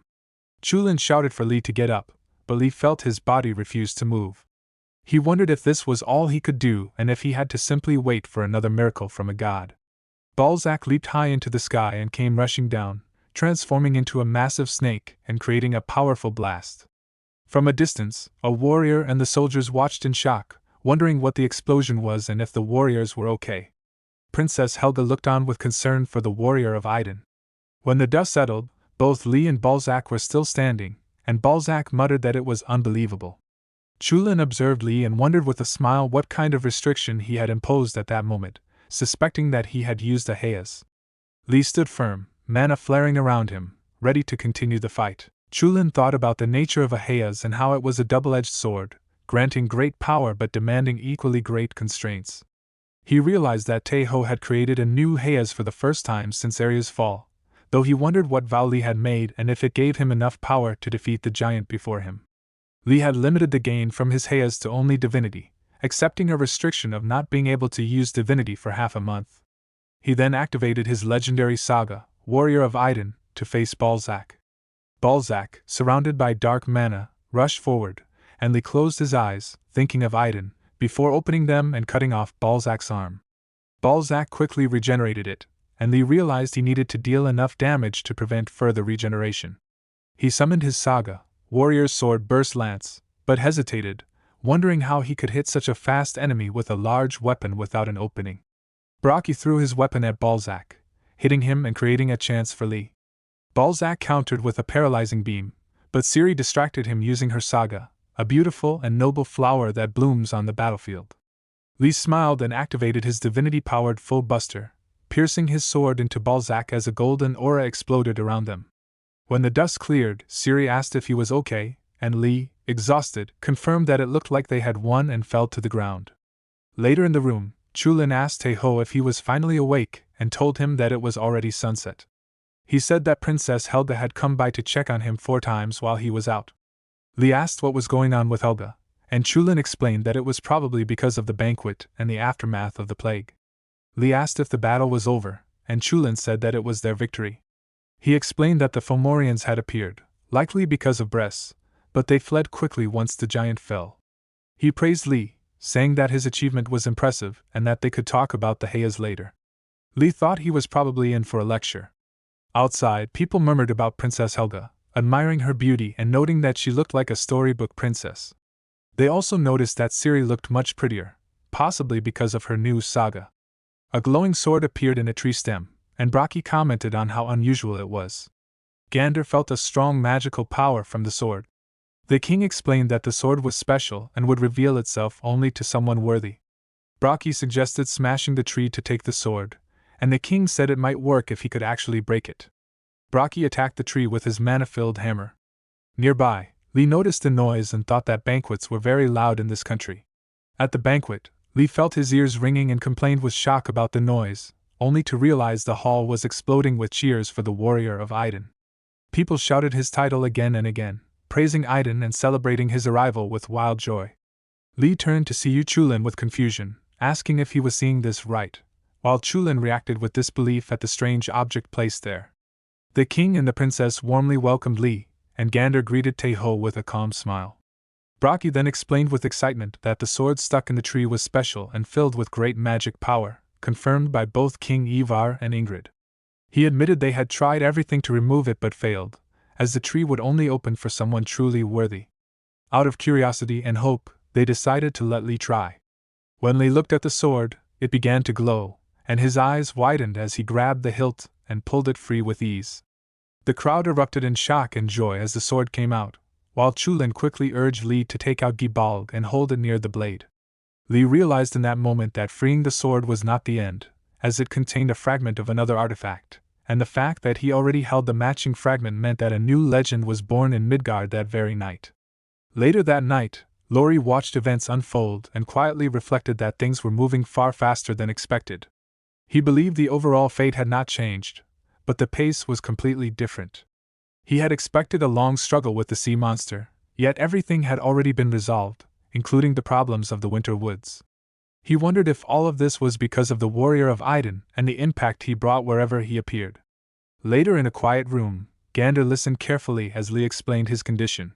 She reacted seriously when he told her that he could not use his divinity for 15 days. Lee confirmed it calmly and added that only about 13 days and a few hours now remained, making the coming days feel heavy with pressure and uncertainty. She explained calmly that it was obvious, but it would be better if the weakness of his skills was not widely known. She said that while she needed a clear understanding of the warrior's strength and abilities, it was safer for others not to know, and she thanked him sincerely for trusting her. Lee responded without hesitation that it was natural because it was Ingrid, which made her smile as she said that was a pleasant reason and that she would trust him as well. She then placed her hand on him and granted him her blessings. Chulin quietly remarked that his collection of Valkyrie blessings was growing, causing Lee to blush and tell him to be quiet. As she turned away, she added that there was one piece of good news. She explained that while he could not use his divinity, he could remain on standby for now. She judged that continuing the expedition with their current strength would be too dangerous, so she had requested reinforcements from Valhalla. Lee reacted with confusion, wondering who could possibly be coming. Later, under a bright and shining sky, people cheered loudly as Valhalla and Odin were praised. Lee smiled the moment he saw Raskrid and called out her name. Raskrid greeted them warmly, saying it had been a long time and that she was glad to see both of them in good health, adding that she had heard of their many achievements on the battlefield. Siri and Lee thanked her together. Raskrid then explained that there was a reason she had called them separately. She reminded Taeho of her words about repaying a debt, and asked if he remembered the Battle of Svartalfheim. When Lee confirmed it, she said the time had come to settle that debt. She revealed that Ragnar Lodbrok had made a request to her, and that she had heard Lee had gathered many elemental runes. Ragnar wanted her to teach him about elemental power, and Lee realized that although he had collected many elemental runes in different ways, he had never truly learned how to use them. Raskrid explained that simply possessing elemental runes already gave some benefits, but using them properly required learning how to control their power. She warned that there would not be much time to teach, yet because she was training him personally, she promised he would see clear results, and told him to prepare himself. Lee admitted that it sounded scary, while Siri commented that it would probably still be better than their master's lessons. Later, they trained on the ground under Raskrid's guidance, pushing their bodies to the limit. When the session ended, Raskrid told them that was all for the day and explained that starting tomorrow the training would last from morning until night. She assured them she would leave them with just enough strength to endure, so they should not worry. Siri and Lee collapsed on the ground, completely exhausted. Siri muttered that Raskrid was even harsher than their master, while Lee described the training as ultra-hardcore Spartan training. That night, After taking a bath, Lee entered his room and dropped onto the bed, feeling like he was dying and wondering if he really had to go through the same thing again the next day. Chulin observed that the training must have been extremely tough, as Lee fell asleep and began snoring the moment he lay down. Soon after, God Iden appeared once again. Lee greeted her with respect as the warrior of Iden and bowed despite his exhaustion. Iden noticed how worn out he looked and asked if he was all right. Lee replied that he was fine and asked if she had come to visit again. Iden then explained that someone else wanted to see him today. A girl stepped forward and greeted Lee as the warrior of Iden, saying she had heard about his battle with Bress and Midgard and that this was why she decided to hurry things along. Lee stared at her in confusion, unable to believe it, but the girl boldly declared that she would teach him the power of Eryu, the power of the Tuatha De Danann. Chulin smiled and joked that Lee was taking classes day and night with beautiful teachers, making him feel jealous. Lee did not laugh and replied seriously that it was not something to joke about, as he truly felt like he might die at this pace.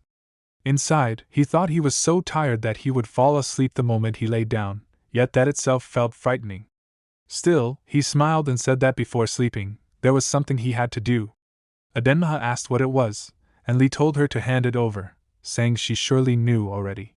She gave him a letter, and Lee blushed as he realized it was a letter of encouragement from Haida. He felt that this letter was the reason he could even endure his days. Adenmaha thought to herself that Lee had no idea how hard Haida worked every day to recharge the summoning stone. Lee then said he would go to sleep and told Adenmaha to head back as well, but she stayed silent and pouted, her eyes slowly shifting to a pouch lying beside him. When morning came and sunlight filled the room, Lee woke up still feeling exhausted and asked in surprise if she was still there.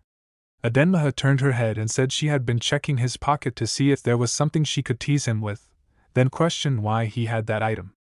Lee explained that it was Liberatus, something he had obtained a few days ago, and asked what was wrong. Adenmaha revealed that it was a relic from Eryu and that there was a message spell hidden in the handle. Lee reacted with shock, unable to believe it, and Adenmaha told him she would show him. She activated the handle, and a hologram of an old man appeared before them. The old man explained that if Lee was seeing this message, it meant he was either a successor of Eryu or strong enough to break the magic, and either way, it proved he was worthy of being a king. He admitted that he had only hoped it would not be a Fomorian who found it. He spoke about the day Eryu fell, how he lost everything and regained consciousness decades later, and how he considered dying but could not because he still had one final duty left. That duty was to guide someone worthy like Lee.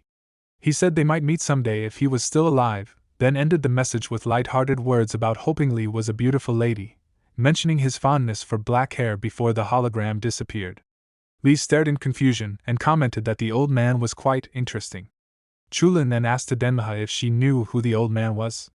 She answered casually that it was Merlin, the archmage of the legendary kingdom Camelot built by King Arthur. Lee reacted in shock, asking if it was the same King Arthur of Excalibur, which surprised Chulin as well. Lee admitted that he only knew a little. Chulin explained that Merlin's true value was not simply his power as a mage, but the vast knowledge, deep mysteries, and sharp wisdom he possessed, and that having him as an ally would be an enormous help. Lee smiled and recalled how Merlin had said they would meet soon, quietly hoping that the day would truly come. Thus, about 13 days passed. One of the girls mentioned that the expedition would begin again the next day and that they would not be able to train for a while. Hearing this, Lee felt great relief inside, thinking that he had been saved at last. Around that time, God Iden appeared and praised Taeho for all the hard work he had done so far. She gave him a gift, explaining that it was the best apple from her latest harvest. Lee hesitated and asked if it was really alright to give something so precious to him instead of higher-ranked warriors, but Iden smiled and said she had something else for him as well. When Lee looked down, he realized it was a summoning ticket meant for Haida. Iden explained that since visiting Midgard was difficult, the ticket worked on a similar principle to a summoning stone, though the process was much harder. Overwhelmed with happiness, Lee thanked her sincerely, and Iden gently kissed his forehead, blessing him with a warm smile. Later in his room, Siri came to wake Lee and asked if he was awake. Still half asleep, he called out her name, and she told him that Ras Skrid had something important to say and that everyone was already gathered. They hurried to the ground where Ras Skrid announced that everyone was present and introduced Chaldea, a Valkyrie from the Hermod Legion, who had arrived on a special secret mission. Chaldea revealed that the goal of the expedition was not only to find Garma's soul fragments, but also to carry out a hidden objective that Heimdall had finally uncovered. The true aim was to destroy the Fomorians' base and drive them out of Midgard. Raskrid added that they were not the only ones involved and that their role was more like the vanguard. Chaldea explained that once the assault began, she would call for support from Asgard, making this a large-scale battle. Raskrid concluded by saying they would move out the next day and would approach the enemy through different routes and at different times to avoid detection. Chaldea ended the briefing by saying the rest would be explained as they advanced. Chulin commented that Asgard truly stepped up when it mattered and suggested that it might finally be time to end their feud with Bress. Hearing that name, Lee thought of Edenmaha and silently vowed that he would personally take Bress down. The next morning, the warriors of Valhalla marched out, splitting into 3 groups that each took a different route toward their destination. This strategy was meant to deceive the Fomorians while also searching for Garmar's soul fragments. Raskrid, Ingrid, and Chaldea each led one group, and Tehol was assigned to the first group under Ingrid's command. Gander explained that if the Fomorians were watching, they would likely focus on the longship, so it could be used as a decoy by moving it in one direction, while the group traveled another. She stated that Group 1 would draw the enemy's attention and therefore take the largest detour. She praised everyone for the major roles they had played in past expeditions and said it was an honor to work with them, expressing her pride. Lee smiled and replied that he looked forward to working with Ingrid as well, as the new expedition finally began. Ivar ran toward the man with loud laughter and called out to his uncle Paul, greeting him with clear joy. Paul calmly replied that it had been a long time, while Ivar remarked that nearly 20 years had passed, and yet Paul had not changed at all. Paul then revealed that someone had drawn Liberatus. The princess confirmed that a warrior of Iden had claimed the sword but had already left the place. Hearing this, Paul decided he needed to hurry and said he would have to borrow a ship at once. Later on a ship, the princess asked if Paul could track them. Paul answered that he could to some extent, though he sensed that the signal was weak and guessed that it was likely being stored inside some powerful magical vessel. He concluded that there was no other choice and explained that the sword was the sword of selection known as Caliban. He recalled how King Arthur proved his right to the throne by pulling it from the stone and revealed that all Liberatus swords he had made were copies of that blade. By unleashing Caliban's power, he could temporarily strengthen the signal coming from the Liberatus swords. After releasing its power, he pointed the direction, indicating the path they needed to follow. The scene then shifted to another ship, where Chulin asked Lee when he planned to use the summoning ticket. Lee answered that the one-time summoning ticket for Haida could only be used once, so he believed it would be better saved for battle. Chulin teased him, asking if he only felt satisfied by sending the woman he liked onto the battlefield, and admitted that just imagining his master fighting made his chest feel tight. Lee said he would think about it more and then suggested checking the letters from home. Chulin joked that Lee was calling for Edenmaha instead and that it would do even if she was second best. Lee summoned Edenmaha and commented that she looked quite relaxed today. Edenmaha replied that she had expected him to call her around this time. The surrounding warriors immediately grew excited, shouting that a Valkyrie had appeared and praising Lee as a warrior worthy of such a visit, while asking which order she belonged to. Edenmaha corrected them, saying she was not actually a Valkyrie. Lee smiled and activated the saga skill known as the warrior visited by a Valkyrie, joking that he had finally gotten one. Brockie excitedly urged him to use it at once, eager to see what it did.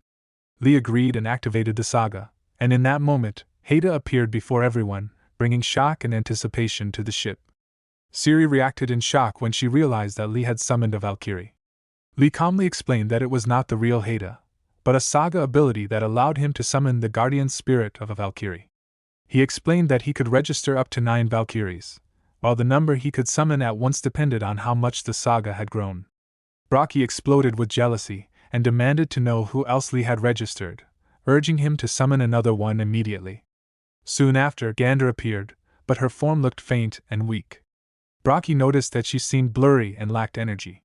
Gander asked Lee what was happening, and Lee admitted that he was not sure, guessing that it might depend on how many visits or blessings he had received and that many factors were likely involved.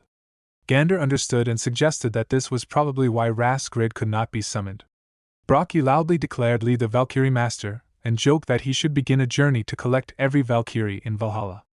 Edenmaha then asked where she fit into this, and Lee reminded her that she herself had said she was not a Valkyrie.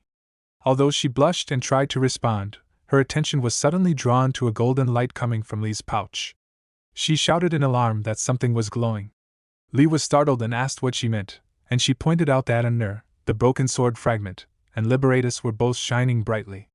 Adenmaha realized that the old man must have sensed that Lee had taken the sword from Cat Heron, and declared that the Archmage Merlin was definitely on his way. Gander reacted seriously and said that if the sword's creator was nearby, they should pause their journey and wait. Adenmaha agreed and said that Merlin could not be far and would likely come through Cat Heron. Gander decided to contact Raskrid and Chaldea using a raven. Because of this, Teho's group put their journey on hold and waited aboard the ship. As they waited, the radiance of Camelot's glory continued to shine, and at that same moment, someone else also sensed that light. Long ago, it was believed that the knights of Camelot had failed to protect their king, and that all the knights of the Round Table perished on the day Arya fell. However, the truth was different. A wounded king once spoke to the only knight who survived, Mordred. That knight raised a sword filled with dark aura. Later, as Mordred rode onward, he sensed the unmistakable light of Camelot, and wondered if it belonged to Merlin. Meanwhile, Paul noticed that Lee's group had stopped moving and concluded that they must have realized they were being followed and had chosen to wait. He estimated that they would catch up in about 3 days. As he continued onward, Paul wondered what kind of person the new heir of Arya truly was.